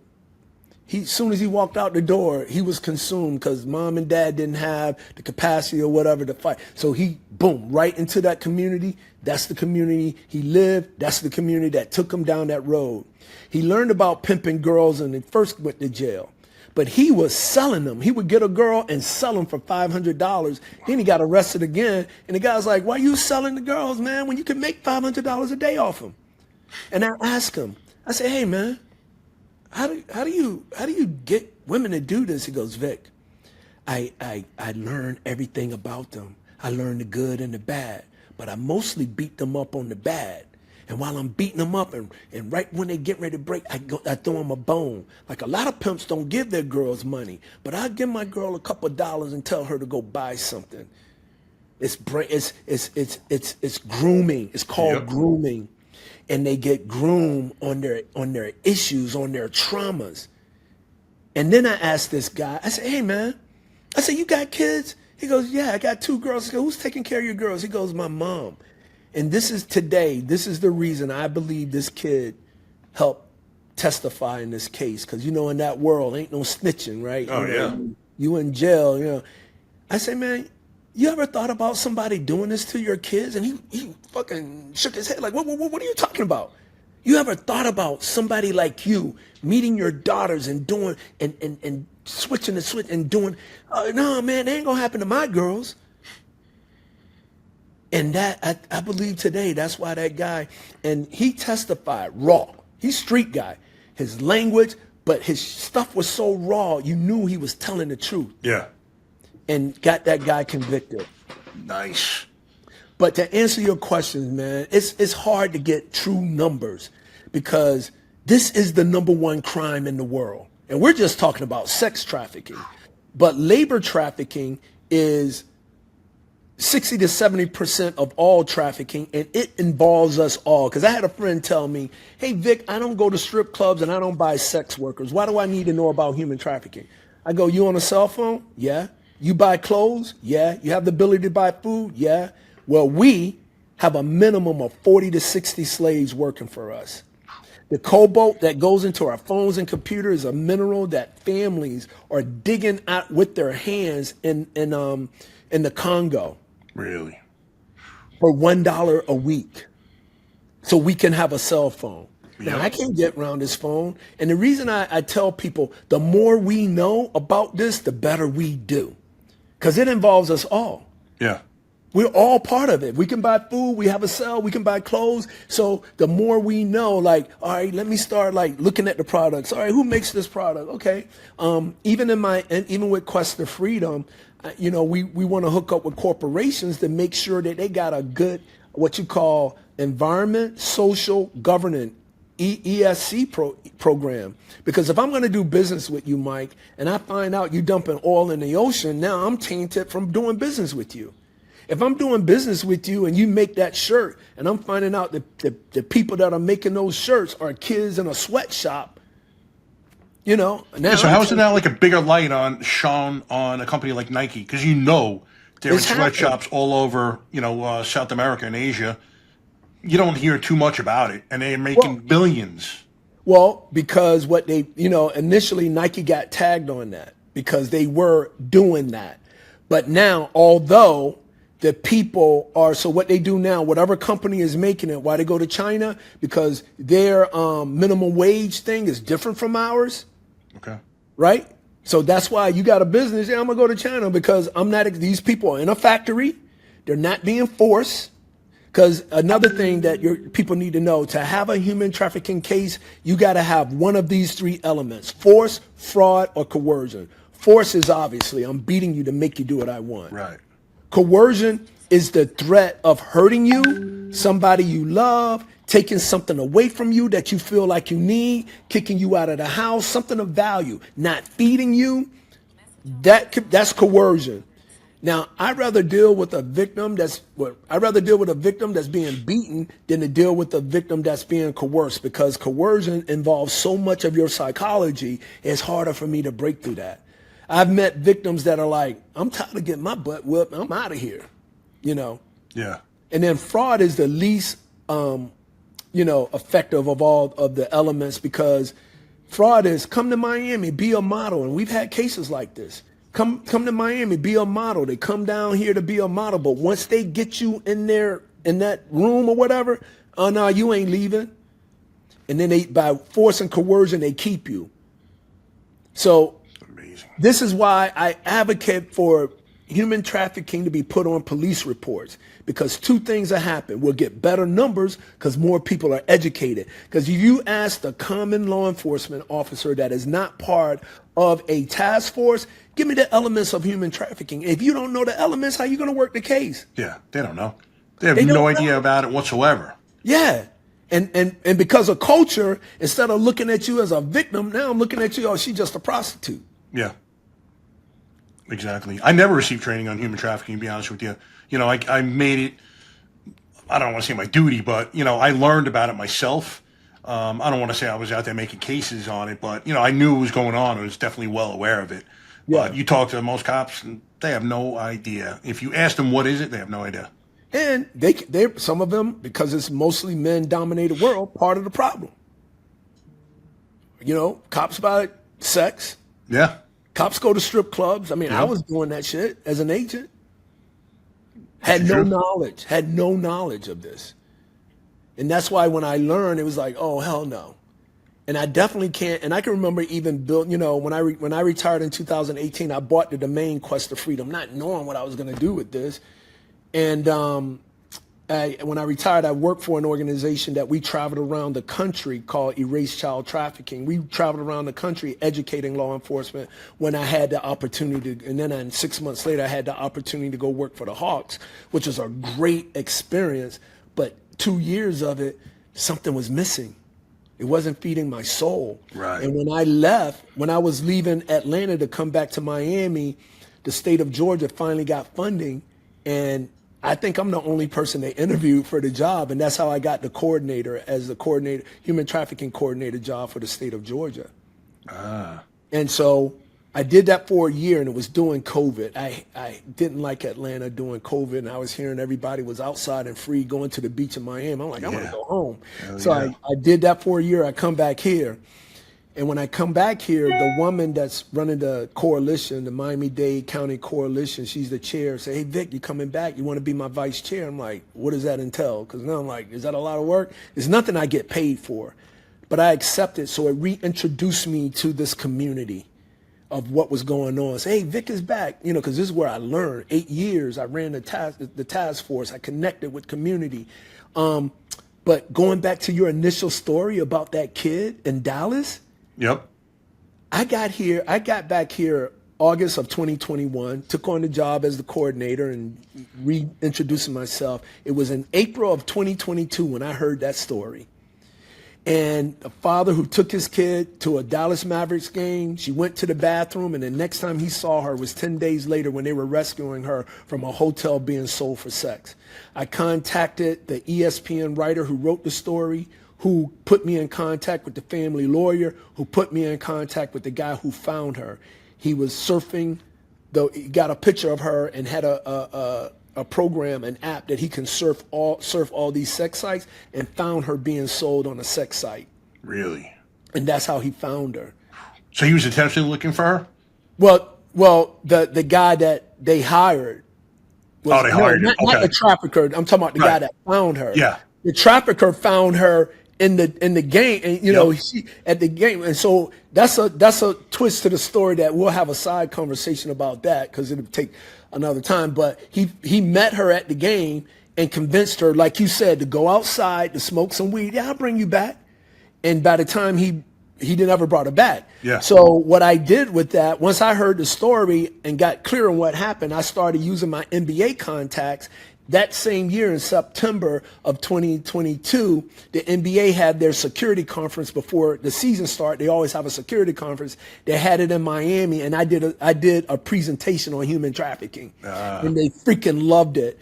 But one of the things I gave them to fix this is because a lot of these stadiums had bad programming for missing people. And so what I did research and found out the number one organization that has the best program for missing children is Disney. They've been doing it for years. What, so announcements you mean are going out immediately? So how they basically, so if, you know, I just followed their I contacted them, they gave me how they do it. So my thing to them was, look, everybody that works in an arena has a cell phone, right? So once you get the information that a kid is missing, everybody gets the alert, just like Amber Alert, right? Yeah. Nobody had that. Great idea. And so now, because the thing with that kid, when they look at the cameras, she was in that arena for an hour before he convinced her to walk out. Oh, really? Yeah. I thought she went out and it was like 1, 2, 3. Nah. Hey, what are you doing? Want to go social media? They were walking around. And where was Dad? Was he looking for her for the hour? So the officer, the father was like, where's my daughter? It was right before halftime that he contacted the officer. The officer gets on the radio, hey, blah, blah, blah, we look for this kid. But only the officers with the radios got the information. Yeah. Not the person working in parking, not the person working the concession stand, not the janitors, not the security people walking around. So that's where the Amber Alert thing will come in handy. Oh, yeah. I don't know if the NBA initiated that, but if they haven't, what the fuck you waiting for? Yeah, exactly. Because this is how you're going to find them. Now you got everybody looking for them. Yeah, hundreds of eyes. Yeah. Yeah. So that was the other part of the training that I gave them. Like, how can you fix this? Have the Amber Alert within the stadium system. And so I did that. That was September of 2022. November of 2022 is when I started my work. Really? I met Dr. Roxanne through a friend of mine, and I just went over my 3rd year anniversary, November 15th. I'll never forget that day, because anybody doing that work would tell you that's the day you're being reborn. No, I can imagine. That's my reborn day, bro. November 15th. I would never forget that day. And I contact, hey doc, happy anniversary. Yeah, Vic. You know, we will have that relationship. She's since retired. I mean, I talked to you about her. Yeah. She's since retired, and you know, but I didn't do medicine with her those first 3 days I met her. I was her last one-on-one patient. She's a real doctor that chose to do holistic medicine instead of modern medicine. And just the one day I met her, she's a shaman. She worked on me. She talked to me. She convinced me to go on a 30-day substance-free challenge. Okay. And what substances were you not using for 30 days? I was smoking weed. I was drinking. You know. And was it tough for you to stop for 30? Nah. Okay. You believe it? And living in Miami, so when I started telling my friends, like, yeah, I don't drink, they say, why are you going to do this in November? We got the holidays coming up. Well, you know what? I'm like, if I can make it through the holidays, then I can get through. Exactly. But what I realized about the drinking thing, and Mike, you want to talk about somebody that abused alcohol. I've been an abuser of alcohol my whole life. Really? Matter of fact, I know I'm here for a reason. As an agent, you know how the laws, you know, you get a DUI, you lose your license, you lose your job. Oh, yeah. Thank God back in those days they didn't have videos, and that, you know, we got a lot of police-like courtesy. Hell I'll be honest. Me too. Unfortunate for me, I never hurt anybody beyond that, because that's the one thing you worry about. If I let this guy go and this happened, then that's going to... Fortunately, dude, I look at my life and all the shit, it's for a reason, bro. Yeah. I've been through a lot of shit. I know people been through worse. But my shit is my shit. Yep. Their shit is their shit. Ain't no judgment of the shit. The shit is the shit. Exactly. And it's like, is the shit still controlling you, or you controlling the shit? And that's what this is all about. And so, speaking of Dr. Roxanne, dropping the substance and living in Miami, I go out, I'm like, and I realized the habit was just having a drink, not really what's in. And I go, yeah, put me some club soda and pineapple juice in a lime. It looks like a drink. And I'm like, fucking 20 of those. I'm like, you know, my bill is $50. I live in Miami, but that was a real drink. My bill would have been $1,000. Oh, hell yeah. You know, that's Miami prices, ain't no joke. No doubt, bro. Now these mocktail things are out. It is even getting crazier, right? But you know, the challenge was, and I thank God, although I ain't always on board with my friends, my brothers, because everybody got their shit. They haven't started their healing process, so I'm just dealing with them and where they are and accepting them and from where they are and trying not to judge them and whatever. But they never fucking pressured me. Come on, dog, have a drink. They respected it. Yeah. And they let me be. That's a friend right there. And that, and I always, and the other thing that they did for me is they always challenged me on, oh man, you know, women gonna sell. It's okay. Why is it not okay for guys to buy and blah, blah, blah, blah, blah. And they helped me toughen my argument because I didn't know the knowledge. And as I was learning the knowledge and trying to tell them blah, blah, blah, and their argument, I didn't really have a lot of answers, but to address their shit, it gave me that learning that I need to learn this shit. If I'm going to go out there and stand on these grounds, I need to know what the fuck I'm talking about. And they helped me build that argument. And what's your simple answer now? Someone wants to say that. Well, no. Well, my thing is there are people that choose to sell themselves. That's not the world I live in. Mm-hmm. Because I ain't judging people on how they got to survive. Right. Yeah, we're not talking about girls who are posing for OnlyFans. This is some serious there's stuff. a lot of trafficking going on there. True. You know what I mean? Yeah, I should say voluntarily. You see the girl on the screen, you think, oh, I'm doing this because I want to. You don't know what's happening behind the screen. It's the same thing in Amsterdam. Yeah, those women it's free to do this, but at the same time, you don't know the shit that they have to deal with organized crime to have to be in that window. Yeah. And do they get to keep their fucking money? Yeah, exactly. So when people talk about, well, what about women that choose? I say, you know what? That's for them, their families, their religion, whatever world I ain't touching that. because I got enough over here to deal with. So ain't no judgment, you know? Oh, yeah. I can only control what I do. And one of my mindset things when I started learning this and trying to educate the community, you know, there are women, and I would say you've heard the term prostitution, the world's oldest profession. Oh, yeah. Farming is the world's oldest profession. But when I hear that from mostly men, I go, because we're the world's oldest customer. Yeah, exactly. But we live in a world that we're demonizing the seller who could be a victim of human trafficking or domestic violence or something like that, than demonizing the freaking men that create the fucking market. Mm-hmm. This is about us, bro. Yeah. Oh, This absolutely. is about us. And the men and women, we go out and we've given our lives trying to protect this country. But some of us are part of the problem that we're buying into the shit that's making the country, you know, and I ain't trying to, but that's, and trust me, no judgment. I'm just educating you from where I've been, because I've been there. Yeah. And the men and women that's part of this, that have kids and girls, because boys are being trafficked now just as much as girls, but because of culture, we're not learning those numbers because boys ain't trying to come out like, yeah, you know, because now we don't want to get the stigma that I'm gay. Wow. Is there a predominant part of the country, the world, I should say, that boys are being trafficked from? Right? No. It ain't about where they're being trafficked from. Oh, in the U.S.? It's right here. Wow. And they get turned out by US family is members? one of the leading countries in the world for the demand. That's We're one of the unbelievable. leading countries in the world. When it comes to sex trafficking, the majority of sex trafficking victims I come across are American citizens. Unbelievable. So when you're saying like family members turn these kids out, how do they do it? How do they go about this now? This guy that was selling his young, baby. What do they do? Yeah. Just, hey man, I got this over here. So Tim Tebow, love this guy. If you could get him to come on here and talk about the work that he's doing. I love Tebow. And understanding, the predators and what they're doing to buying girls and all that.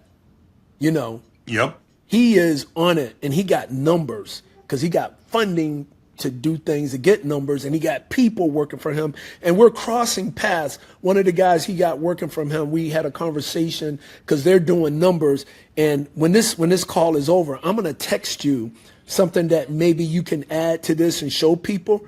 When I show you the numbers of what the United States look like of predators online seeking sex for young women, young girls and stuff, it's going to blow your mind, bro. I'm sure. It's going to blow your mind. Sure, and so no idea. The combination of working with people like what we do at Quest to Freedom, other than educate in partnerships, because nobody works in this space alone. Our thing is we have our emergency transitional services. As an agent, bro, I can remember coming across victims that trusted that I was going to help them, and I bring them in the office thinking, hell yeah, I'm going to help you. But when I get to the office and I don't have the resources, I didn't have that shelter to put them. I didn't have nothing. And I'm like, I can go stay with a friend. I'm like, what the fuck are we doing? We got billions of dollars that we're sending to people, but the government can't create a program that we can have money to get these women a hotel or whatever. No, they don't. Yep. So what we do is we guarantee that no victim will ever be left in the cold, meaning if law enforcement or service providers come across victims, we're going to get them that hotel. If home is truly safe, we're going to get them home. We're going to get them to safety and let all these other organizations that I'm partnering with to come in to help them on the healing journey. And my goal is to register our emergency transitional services with the national hotline so that we do this nationally. Right now, I provide the services in the state of Florida, Georgia, and any other organizations that I know that are legit in what they do. I won't say no. Unbelievable. And my funding is killing me because, I've spent over 50 grand, maybe 60, 70 now, my own money to get this program going. And for the last, and we just get ready to go over our third year where grants, you really don't give money to people at least you got 3 years in. So I'm hoping something big is going to happen here that we can start getting grants to establish this program nationally, because I've called the national hotline and they didn't have the services, and I had to get that victim a hotel out of my own money. Oh, man. That is now. Are you guys a 501(c) or no? Yes, we are. Okay, so people can donate, and they can write it off on their taxes. and it's quest2freedom.org. Quest 2freedom, all one word, .org or q2f.org. But finishing up, bro, when I started doing my work, it came clear to me what my purpose was. And this is November 2022. And in January of 2023 is when Quest to Freedom started its real mission. It's unbelievable. We didn't touch on your psychedelic experience. So what brought you, were you aware of psychedelics prior to meeting the doctor, or like just tell me how that all turned out? I wasn't, other than the uninformation that I was getting, from law enforcement. Oh, you just this hippie, you're this. Because I can remember in the film, the guy was like, because all our lives we've been told shit's bad. Yeah. But why? Because Big Pharma ain't trying to do nothing in this space because they haven't controlled it yet. We're all brainwashed, exactly. Yeah, it's the opposite of what we should be doing. That is the point, bro. We're so cultured and brainwashed and programmed. From the moment we're born, we're being programmed. Yep. Everything, asks for a medicinal cure, and it's not the way it should be. It's so funny that if you're talking to someone, you're telling them that you're taking SSRIs or antidepressants or 11 medications, people will be like, all right, cool. And then the second you're like, yeah, I journey with ayahuasca, any psychedelic, they're like, what? What's wrong with you? Yeah. Like, we're fucking backwards, man. Ass backwards. All the side effects, every time you see a drug, this drug helps your toe, but blah, blah, blah, blah, blah, all this it's going to cost you, right? And I've never taken them, but everyone that's ever spoken to me about it who has or does said they don't feel anything. They're flat. They feel no emotion whatsoever. So what's the point? You're just existing at that point. You're not living. You're like literally a human robot. So meeting Dr. Roxanne, again, I didn't do anything. She kind of pointed me in the right direction. And then, when I first had the experience of doing medicine, it was mushrooms. And, the funny thing with that is when I did the first time I did mushrooms, like I had always had this distant thing with my daughter. Like I never had a bonding with her because she'll come, stay, and gone. She'd come, stay, and gone. Even when I was working for the Hawks, she lived with me for a year, and I was in my head about you got to do this, and not being that real like dad, but being this like go do this. You got to get out. You got to do this. Get your life together. I still didn't have that bonding, and it was during that first time that I honestly, for the first time, I felt that bonding that was missing with my daughter. Nice. Powerful, man. Dude, it's a life changer, right? Yep. I couldn't wait to call her and let her know. Both crying like babies. Like the second time I did it, because when you go in, you want to release stuff and you want to know what you want to take on. And I always want to get rid of procrastination. I always want to get rid of things like it'll come to me. But one of the things I took on was like I want to be grateful. I can say all day, yeah, I'm grateful. I wanted to feel grateful of just being alive and another day to get it right, another day to be better than I was yesterday. And then I said, and I've been single. My divorce was 2024. I've been single since then. And I'm at this point in my life that I want true love. I've been wanting this for a long time, but I realized why I hadn't gotten it because I hadn't done my work. And all I would have done is met somebody else and created some other bullshit, and nobody's healed. So I'm doing my work. And I told Dr. Roxanne, I said, I want to stop wanting love. And she goes, Vic, that's easy. Just start loving yourself. And I was like, what, huh? Everybody assumed they love themselves. Yep. You love yourself? Yeah. No, we don't. We're just going through the fucking motions, bro. Hell yeah. If you ask them what it means, what does that mean? Exactly. People can't even answer that question. Exactly. And that was the beginning of understanding self-love. And that was the journey. Like, what is self-love? What is love? And I realized all my life, my relationships were based on the chemistry I have. And when that chemistry wears off, now it's like, where am I with this person? Yeah. Who is this person really? Who am I? Who are you? Do you know yourself even? Yeah. Yeah. I don't even know who I am. I don't even know what I want. You know, and I'm living in that male toxic world that I'm just, oh, she fine. Oh yeah, and I'm hooking up with her because she fine and she's cool right now until I get to deal with her trauma. I'm like, oh, this woman nuts, right? Now I ain't nuts. Everybody else is nuts. Exactly. But I did this course the other day, and I go, and this guy somebody was talking about problem over here, problem over here, problem. Everybody got all these problems. I go, who's the common denominator of all your fucking problems? So can everybody be wrong? Yeah, exactly. Can everything be wrong? Or is it you? Yep. When you point that finger, man, it's 4 pointing back at you. It's us. Yep. And so the medicine helped me center myself. And then I had the amazing opportunity to do ayahuasca. I shared that with you when I went to do ayahuasca. And wow, that took me to this level, because that was the moment, the first time I did ayahuasca was the moment that I learned my true purpose in life, what I'm doing. The second time I did ayahuasca, it left me with keep spreading the message of self-love. And that's where I live, bro. It centered me. It gave me purpose. Yeah. It gave me me. It, you know, because we're all searching for our purpose. Exactly. We're all searching, because once you center yourself and find your purpose, it ain't work, no matter what it is. If it is military, if it is going to war, if it is law enforcement, you do it with love. So even the people you come across, the enemies you're dealing with them in a professional way of love. Like, yeah, you're trying to kill me, so I'm going to protect myself. But once I get you subdued, I can treat you like a fucking human being, because you're going through the same shit. Somebody put you in the same situation I've been put in. How many times, I mean, the people that, and I was on my way to Afghanistan and got deterred somewhere else, and I wanted that experience. It wasn't meant for me, but I know the soldiers that have met these people that were there that helped them survive, and you know, part of this stuff was going back to get those people out of there. That helped them survive, and you leave them there, and that's hard.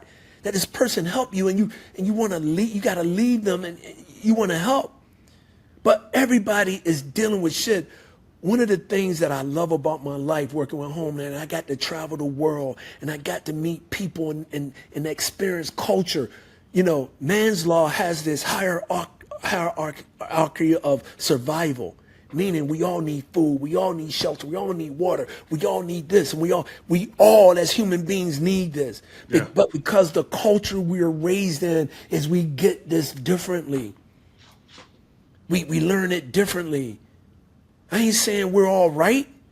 And there are some cultures that are doing some really bad things to women. And I ain't about that. Yeah.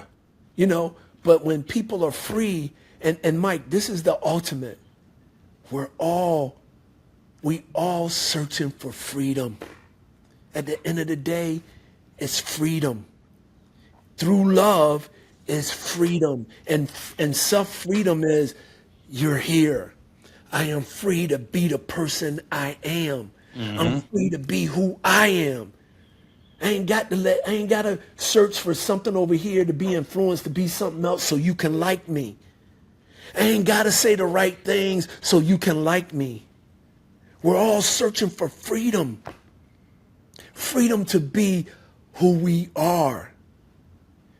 And once we find out that, and we find out who we are through love, the medicine centers you.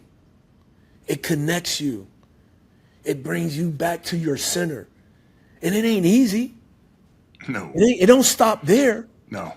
Because the world you still living in, you still got to adapt to the bullshit world. Your friends that you got to now be who you are and see if they're going to accept you for who you are, who you really are. Because now I ain't with that anymore, boys. I ain't with that bullshit going to the club and strip clubs. Are you still going to accept me? Yeah. Inevitably, you're probably going to lose some friends on the journey because you're just going to ascend to different levels that they're not at. And it's, you know, nothing facetious about that. I mean, it is what it is, you know. But the things, you just see things in a different perspective that you've ever seen before in your life. And then you also see things you've never seen before that now you notice. And then you realize what the truly important things are. And they're not going out, getting drunk, picking up chicks, banging girls. No, it's not that at all. Once you start ascending, your consciousness and you realize what's important, and, hopefully in your journey, helping others is going to be an important part of that. It was for me. It was for you. Most people that I know that are in this space have had the same results. I don't know. There's such a beauty and nobility in helping others. Because once you figure it out, once you do it, you're like, I want to share this with everybody, right? You want to scream from the rooftops. I'm like, yo, guys, you got to try this shit. Yep. It's going to help you. It's going to, because one of the things Dr. Roxanne used to tell me, part of it is us being in our own way. You're going to get out of your way because life is life. And life is, you think you got control of a lot of shit, but you really don't, because you can't control the shit that's happening to you. And you got to, I hope you're responding to it, but most of us are reacting to it. Yeah. And that was the big thing in having these people have me do this, emotional intelligence course with them. I started realizing, like, man, I ain't in control of my shit. And one of the things I do when I walk in a course and it's my turn to say, raise your hands if you like to be controlled by anybody else. Nobody raises their hands. So then I ask them, why are you reacting to other people's bullshit? Yep. We are reacting. We ain't even responding. We're reacting because that's the culture. That's what we've been taught because our parents did it. Our friends did it and their parents did it. So it's okay you call me an asshole. I can call you an asshole back, when really, if I'm loving myself and I'm held and I'm like, damn, I hope Mike's feeling better. I don't know what's happening to him today, but I hope he heals from his shit. But hey, Mike, I love you, brother, and I'm here for you, but let me know when you're ready to communicate. But right now, I'm going to let you have your space until you calm down. Yeah. There's very little that we actually do control. One of the things we do control is our reaction to anything in life. But when we're reacting, that ain't control. Exactly. We need to be responding. There's a difference between and our brother, you know what I'm talking about. When I had this conversation with him, I said, yeah, we're reacting and responding. He goes, what's the difference between the two? Aren't they the same? They're not. No, drastically different. But a lot of people think they're the same. Yeah, it's like listening and hearing. It's two different things entirely. Yeah, exactly. So if anything, how you edit this and the message that they get, guys, it's okay. You're not broken. Yeah. You're not broken. You're just not centered yet. You're not aligned with yourself. And the majority of the world isn't.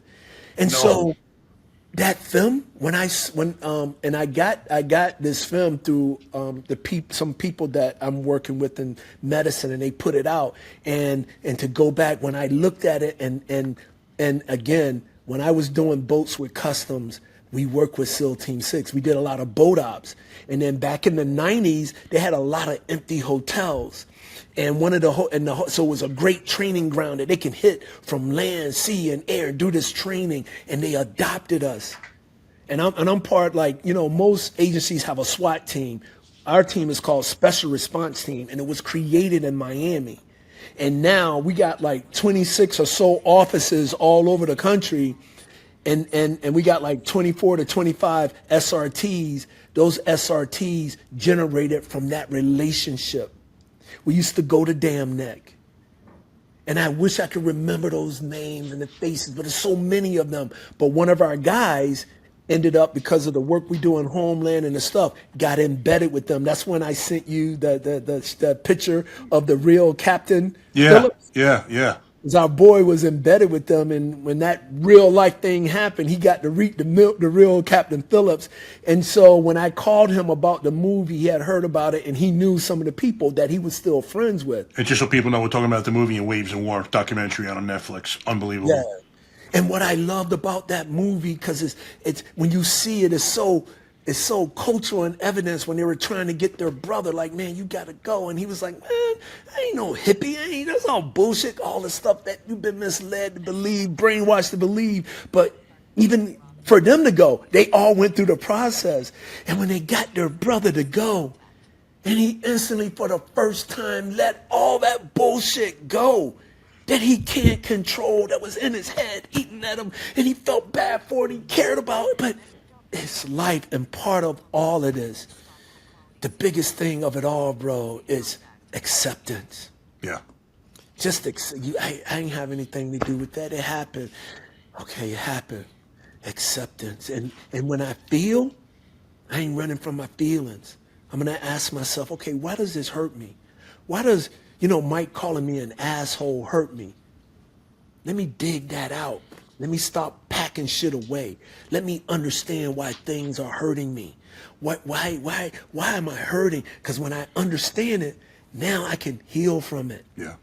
And it's not a tool anymore people can use against me. It is all about us healing. It ain't all what you took to war with you. It ain't all what you got on the job. It's the shit that you brought with you when you came. And all that other shit just added more to it. Exactly. We don't ever address a childhood trauma that we were a part of, and that affected us so much in our formative years. And I don't care how old you became. Like your mom, talking about your mom being 74 years old and healing now. I don't care how old you are. I don't care how fierce you've become. Like in Waves of War, all those guys kind of spoke about their childhoods and the childhood trauma. You have to address it and heal from it, or else it's just going to be an open wound for the entirety of your life. And you want to hear something funny? I actually reached out to Maddie Roberts, one of the 3 SEALs, the last one that you were just speaking about last night, and I invited him onto the podcast. It'd be fantastic if he comes. DJ's got the invite already. Hopefully he'll make an appearance in 2026. But yeah, it's incredible because you're looking at 3 tier 1 warriors, fierce as could be, yet inside, man, totally different story. The landscape is barren in some respects, or was. And remember, they got families. Yep.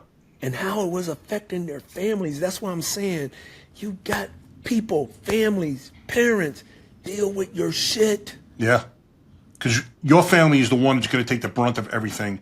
In fact, I told you I went to training with GBRS Group, and DJ and I got into a very deep conversation about our individual healing journeys. And he's like, Mike, before I drank, he's like, I would lose it, yell at my kids, my wife. And as soon as I did it, I'd be like, you asshole, what are you doing? I didn't mean to do it. He's like, I just couldn't control it. I didn't want to be that guy. He's like, I was my father towards me. I was doing the same exact thing. And he said it in the movie. And I'm like, brother, I do the same thing with my wife, man. I don't want to say it was all the time, but every now and then, man, I'd say a cross word or a dick thing. And I'd be like, what the fuck you just say that for? Like she's the most caring, loving woman, and you just heard her with those words. And man, those words never go away, that pain. And people remember what you say their whole lives.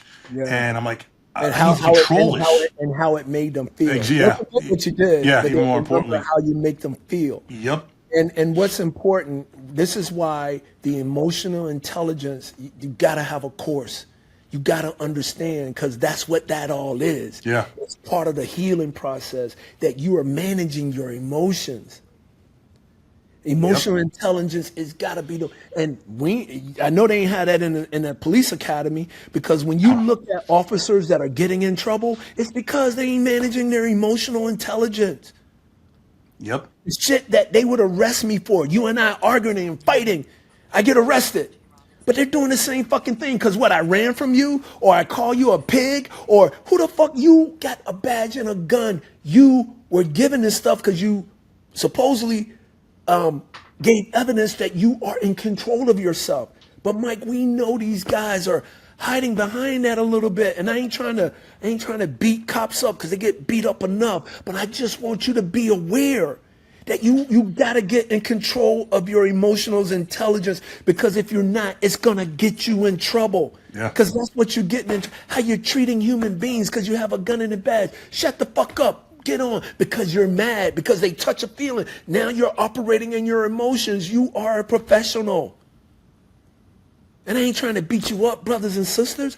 I'm trying to help you understand we all need it. And I'm going to give you this story. I love telling the story. When I'm going through the academy, and we have the Richard Rowe case, where they teach you from A to Z how to do an investigation. And we get to the very end where we're going in the house to arrest Richard Rowe. And I'm in the house doing a search warrant. I find Richard Rowe, and I go, police, get out of the closet. Richard Rowe kicked me.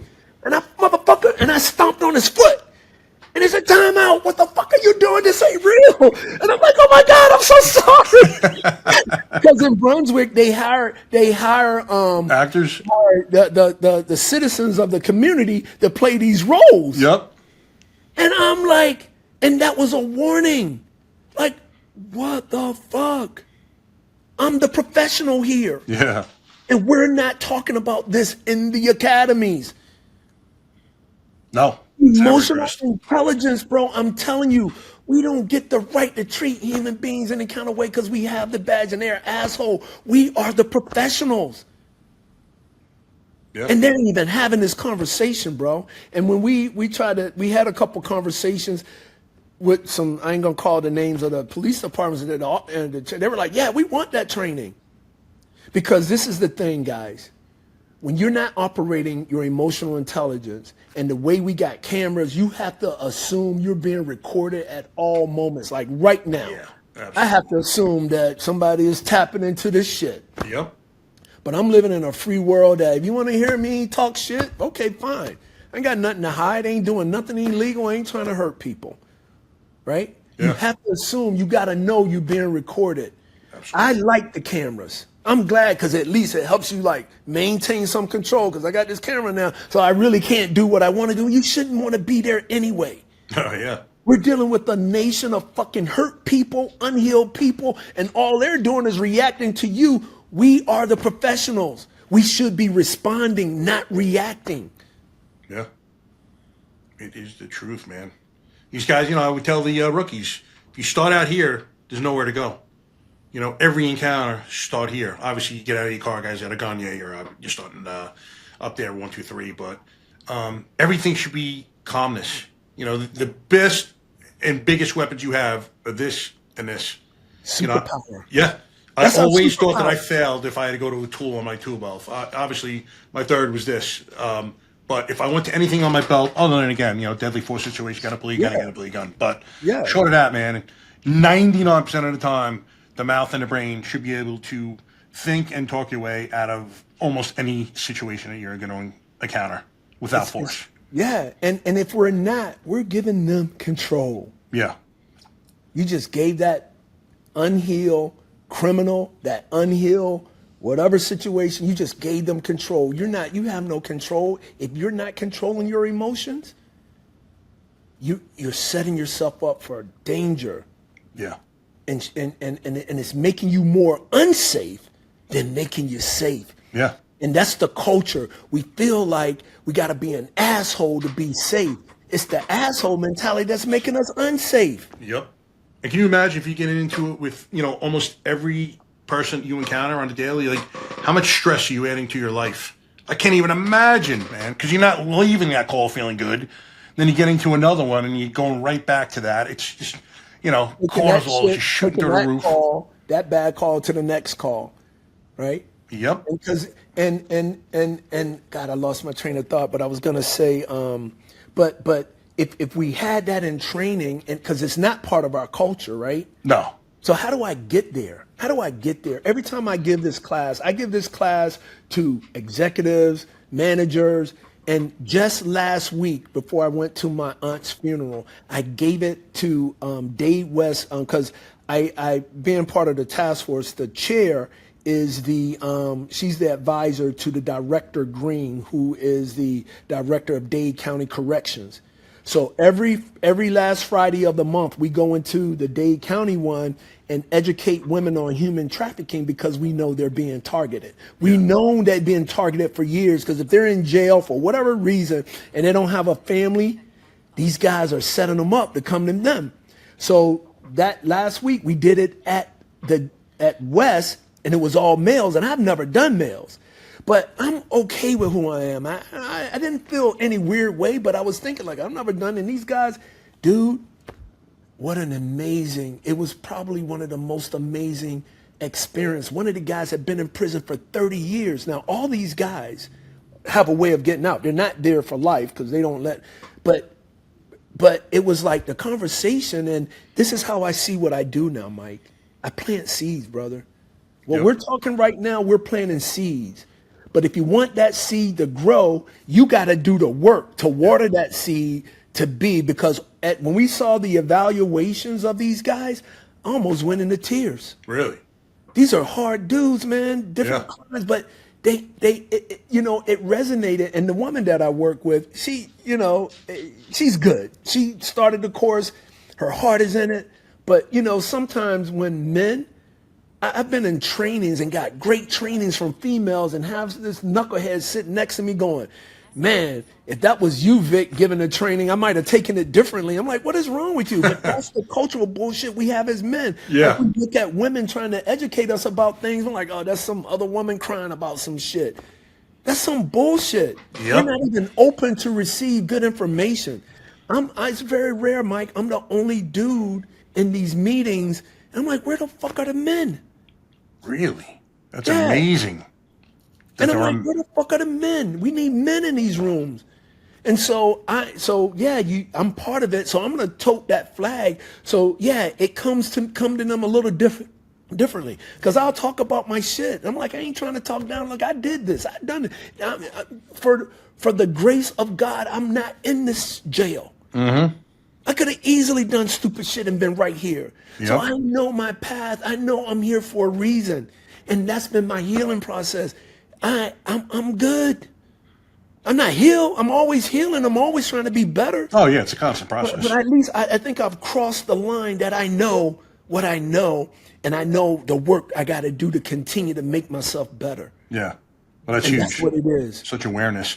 Yeah, and to make this clear to anyone that's thinking about journeying with psychedelics, they don't heal you. They're going to break down the walls that surround you or give you the key to unlock the doors in the rooms in which you are locked and let you see things again you never saw, let you see things differently. But everything is inside you. It's always been, it always will be. The medicine's going to let you see it and deal with it. But past the medicine, man, it's incumbent upon you to do an integration, to do whatever you need to do, whether it's journaling, counseling, whatever, yoga. Yeah. Obviously, you want to incorporate some type of physical fitness program in there, good diet. But, there are many things. There's no one magic pill, including psychedelics. Yeah. It's not going to heal you. You're going to be this human being that needs nothing else, and you're done. No, I promise you, it's not going to be that. It's going to be an incredible healing experience. But again, you're given that ball is thrown to you. What you do with it is on you from that point on. And it's natural. Like, I look at going to a therapist as modern medicine because a bunch of people read some books, they understand the psyche, and they try to walk you through it. Not bad. But this medicine been around for thousands of years. Yep. It's been there for a reason, but we live in this capitalist world, which, okay, is good, but there has to be a management. Like, I don't believe in capitalism to enough of the detriment of the country. Right. And not to go political or anything, but when I talk about this, what I'm saying is, like, you got big pharma that's controlling the medicine and the doctors and what we get. They're not trying to legalize this medicine that they know help people because they haven't figured out how to manage it and market it. Look at marijuana. Marijuana is a medicine like that. People have used it. It has been a gateway. It ain't the only way, and it ain't my way anymore. Right. But it's a way for some people. Yeah. So now they found a way, okay, we can market this. I can make money. Okay, let's push for it to be legalized. But this medicine is beyond that. This is Earth. This is Mother Earth, a medicine that ancestors have used for years to heal. Yep. And it works. And modern medicine ain't even trying to tackle into it, and all these studies, like the thing that I liked about that film is that Stanford is doing a study. Like, really? You're now just doing a study? Yeah, I know. It really is incredible. I actually interviewed Trevor Millar, one of the founders. That was, all throughout the documentary. I interviewed him a couple of weeks ago. I think 2.5 weeks ago, and he was fantastic. But yeah, we were speaking about all the studies, and this is just not anecdotal stuff. Like, there are serious studies going on. There are MRIs that are showing brain activity during these partaking in these medicines. Like, this is science, but someone put this on our earth for a reason. You know what I mean? I have a funny meme. It's God looking down, and he said, look at these beautiful medicines I gave you. And I forgot what the second part of was. I think it was something, people talking about, like, making a Schedule 1. And he's just, like, hitting himself in the head. Like, what? Hey, before I started this, somebody suggested that I see this Netflix show called How to Change Your Mind. Yeah. You saw that? Yep. Yeah, Great flick. that's a great suggestion because it's again a guy doing research, go through all the medicines. He went through all of them except peyote, because what he realized about peyote is peyote takes 15 years to grow. And that's really the last thing that the Native Americans can call their own. Yeah. And if you commercialize that, people will go in there and wipe them out, right? Exactly. Yep. But it's a great show to watch to understand, because you got to understand, this is not the first time they've done research. Research was being done, and then what happened, I believe, well, I know Nixon started the war on drugs. Yep. For whatever reason, take shade, whatever. He started the war on drugs, and then all those researches that was already being done about these medicines were cut. Yeah. Now they're back. Exactly. And they're doing, because of films like this, because of, hey, the VA, now I'm going to say this, the VA it ain't nothing on their website, but I know there's some VAs that are directing people in this space. There should be. My thing would be, as a doctor, you take a Hippocratic oath, and that's an oath to help people. And if you know that something, after doing a little bit of research, is just showing such phenomenal results, why would you not, put away your moralistic views? Don't throw it on your patients, because if it's going to change your quality of life, shame on you if you don't recommend it to them as a possible option. Not that you're going to tell them to do it, but listen, if you never heard of this, look into this. It may help you. I think it may help you greatly. Yeah, but if you think about Big Pharma, man, that medicine ain't trying to heal you. No. Because there's no money there. Exactly. I mean, we should be on a preventive, food. Look at the food, bro. If you take the same bag of chips in America that's in Europe, you take 30 products out in Europe. Yeah. And again, I know this show ain't about political, but it is in the sense that the people and I hate when people go the government, we are the government. We vote for these people to go into office to make decisions to help us. But then we're being sold out by special interest groups. Oh, yeah. That are putting money. If you want to know how a politician is going to vote on something, and there's different apps that you can go to, because this is public knowledge, that you can go to and see who's putting money in their accounts, and you're going to know how they're going to vote on something. Yeah, 100%. It's such a corrupt system. It's unbelievable. How did Nancy Pelosi just retire, or she's about to get out with however many millions of dollars? Someone, I think New York Post just did an article about the percentage that her investment accounts have paid over the past however many years. Every one of these guys making $174,900. They're all multimillionaires and weren't prior to get into public service. How about investigations? They just passed a law, maybe a year or so, that they can't do insider trading anymore, because that's what they do. Yeah. I know you got a product.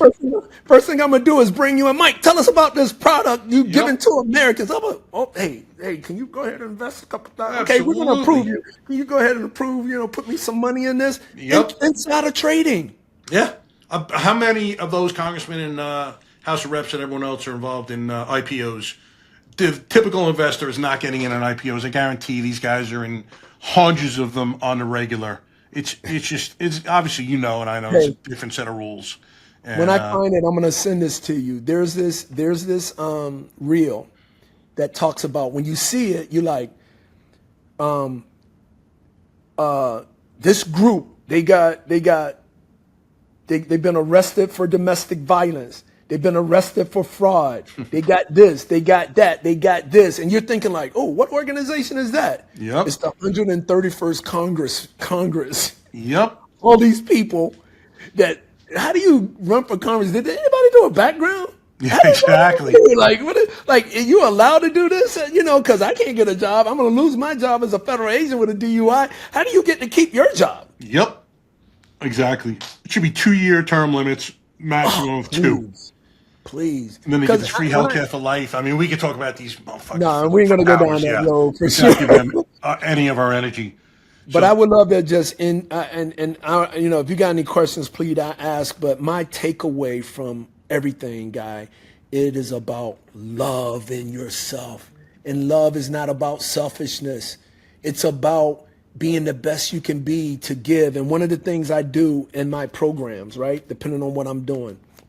So I'll have people, and you'll be surprised how hard this is. So I have people break out their phones, right? And then, let me see if I can. So I have people break out their phones. And then I go, all right, everybody, break out your phone. Okay. Let's try this, Mike. Break out your phone. Yep. All right. I want you Got to it. put on your camera. Yep. Turn the camera to you that you can see yourself. Okay. Put it on video. Yep. And when I hit go, I want you to hit go and repeat after me. All right. Ready? Go. You are the most important person in my life. You are the most important person in my life. Without true love for you, I can't give true love to others. Without true love for you, I cannot give true love to others. I forgive you and I love you. I forgive you and I love you. That's it. You got that recording. Yep. Remind yourself. You'd be surprised how hard it is for people to do that. I was at an event. I had an event in Nebraska, not in Minnesota, like last month, and at the end, just getting past the first thing. You, meaning yourself, are the most important person in my life. People are like, oh no, I can't say that. Like, why? It's amazing. And when I talk, and another thing, and I've had professionals, I had a professor say this to me. When I talk about self-love, it's like, oh, well, that sounds a little selfishness. I ain't talking about taking the last piece of cake without asking anybody if they wanted me. I'm like, don't you understand if you don't give yourself love, you ain't really loving the people that you say you love? Yeah. You ain't really doing the best you can do for the people you care about? You are the nucleus of everything that happens in your life. And if you're not taking care of this, who is? Yep. And we're so distracted by the outside noise, work, job, money, car, girl, everything about it. That we're putting all this energy and all this stuff that ain't going to give us nothing back because none of those things are going to make us happy. Exactly. And that's why happiness is not my goal. Peace is my goal. Because happiness is temporarily. Something good happened, I'm happy. It ain't happening, I'm sad. So happiness is temporarily. It ain't about happiness. It's about peace. That no matter what happens, it's acceptance. It's going to be okay. Because it is what it is. How am I managing myself through this? Why is this hurting me? Why do I feel this pain? Let me dig through that. Okay. All right. That's why. Because I care. Because I like them. Okay. I got it. And move on. Yeah. So hard to do, though. Sit with that pain. Everyone wants to dull it. Everyone wants to distract themselves. You know, I was just going through it a couple of weeks ago. Just think, my mom passed a little over a year ago. Never really processed it because we were estranged at the time of her death. And just had to sit with it, man. Sit with it. Feel the pain. It sucks. No one wants to sit. Who wants to feel like shit? Who wants to feel bad? But if you don't process it, man, and you don't feel it, you're never going to heal from it. And not only that, if you don't deal with it then, you're going to deal with it later. Yeah. It's not going away. And it may come out on people you love. Yeah. You may implode. You may explode. Either way, it's not going to be pretty. This is about us, man. Everything is about us. When I give in human trafficking, I'm like, it's about you. It's about how you feel about yourself to see this for the crime that it really is. Yep. It's about how you feel for yourself to educate yourself more, to say, okay, well, let me make sure these shoes, whatever I'm buying. I'm not 100% there. But I'm just saying, it's about us. That's what I'm saying. I'm still healing. I'm still going. We'll be in this journey for the rest of our life. It is our journey. It's called growing pains. That's why it hurts. Exactly. It's growing pains. Accept the pain. It's okay. Yep. It's part of life. And I tell people, life is always teaching us. But we're so distracted that we're not taking the lessons. Exactly. Because it hurts. I don't want to do that. No, well, okay, don't do it now. You're going to do it later. Yeah. And you may not have the chance to process it healthy like now. Exactly. Now. Yep. And I tell people, when is the most important time in life? Oh, when my kid was born, blah, blah. No, now. We We're live in living present. now. Yep. It ain't about what happened 2 days ago or 2 seconds ago. And if I'm thinking too much about tomorrow, I'm playing a little bit, but I ain't living it. I'm present with you right now, Mike. You getting 100% of me, brother. Cause if I'm not here, I may miss something that life is trying to teach me. Yeah. I'm doing this for a reason. Wherever I am is where I'm supposed to be. Yep. And if I'm not present, then I miss the lesson. Exactly. We need to have the mindset that dogs do, man. Live in the present. That's why they're so happy. It's life, man, and it's beautiful. And it's beautiful. But it's about where we are with ourselves to see the beauty, no matter how crazy it is. And that's why I always say the only way we fix it all is to give ourselves self-love. Because now when I give myself self-love, I ain't worried about the bullshit that other people are doing, because I can't control that. Yeah. All I can control is how I respond to the world. I ain't trying to react. Now, I'll tell you a good reaction, though. I always tell people we all have the rights to protect ourselves if people are attacking us. So that's a good reaction. You know, blocking shit, you know, doing whatever. There's some good things to react to. I react when my football team scores. Yeah, you know. But we're talking about reacting to people's bullshit. Yeah. Dude, even if I love you, I'm going to give you grace. And even if you're a stranger, I want to give you grace because I don't know what you're doing. And I might be the first person you saw and you just want to vent on me. I ain't saying I'm going to be that vent person for everybody. I'll be that for you if that's what you need to do as a friend. And I'll try to manage, but I'm just saying, I get it. Everybody is dealing with shit. You're not the only one. And I ain't trying to minimize your shit, but I just want to, it's awareness of like, yeah, everybody got shit. So you're not alone. Yep. Not alone. And that's the biggest thing. One of the biggest things I tell everyone. We all think we're alone as we're going through this. Unfortunately, there's millions going through the same things. And when you start speaking to people, especially, you know, I say first responders, we never talk amongst ourselves about these things. You start talking about that, watch either the hands go up or guys will pull you aside, be like, yo, bro, I'm going through the same thing. It's just across the board. We're humans. There's a finite amount of emotions. We all, you know, essentially have the same story, obviously much different components, but we're all going through the same stuff. And the other notion that everyone else has got to figure it out is the biggest misnomer going. No one's got this shit figured out, man. It's just a question of how much of their lives they're going to let you see into and how much, you know, how good of actors they are. Because I don't care how rich you are, how good looking, how strong, how funny, whatever. No one is knocking those punches that life is throwing at you, and those are the ones that are going to knock you on your ass. Mike, I just put something in your chat. It's parasolcooperative.org. It is an organization that has created an app called Ruth. Did I ever send that to you or share I don't think so. I don't know if so Ruth, because I tell kids, if you can't talk to your parents, you got to find somebody, an adult, counselor. We just did training for the 300 and plus Miami-Dade school counselors. A month before that, we did the 500 school police officers, over 500 school police officers, right? And so we just did training for them. So parasolcooperative.org they created this app called Ruth. And I want you to, if you can bring it, you go in there, bring it up. I'll send it to you if it didn't come out right. Yeah, but you can go into Ruth and you can ask Ruth, my girlfriend, my wife has been saying nasty things about me. It was put together by victims of crime and it's really to address domestic violence, human trafficking, things like that. Okay. But I was helping two parents. I helped two families, one family kid online, freaking, going to do something stupid, help find their kids. And sometimes, it's a lot of stuff for resources. So I went on Ruth and said, Ruth, kid did this, blah, blah, blah.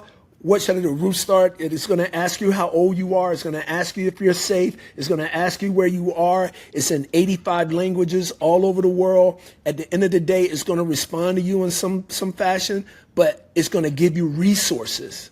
Okay.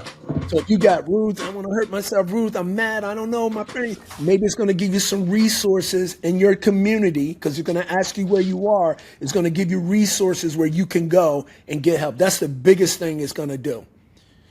It's a great app to use, and it was adopted by the Human Trafficking Hotline. It's been adopted by the Domestic Violence National Hotline, and so it's a great app, a tool that some of your listeners can use if they're sitting in a room and they just want to Ruth.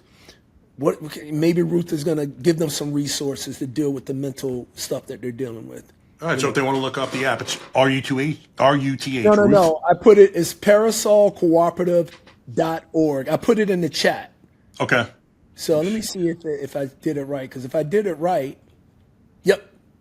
So I spelled it right. So if you hit on the chat, if you hit on the thing that I put in the chat, it's gonna pop up. What chat, Vic? Your chat. If you in your program that I'm working with here. Hold on. Let me get you back on air here. Where are you? So if you look down at the bottom of your thing and you look all the way to the right where you got the people, where you see the people, and right next to it says chat. I don't even know. What are you looking at? So you got, when I look at the bottom of the screen of this tool that I'm using, I see mark, clip, mic, ham, speaker, react, raise hand, share, leave, and then it's a little space, and I see people, and then I see chat. So if you're doing a multiple thing on this, people, you see chat? No, I'm seeing I got more clip, mic, cam, speaker, react, raise, layout, script, share, leave. And then go all the way further, you should see people, so you can know how many people you got on this call. Oh, here we go on the far right. I got you. I never saw that before. You learn something new every day. And when you look in the chat, I want you to hit on that parasol, and it's going to pop up.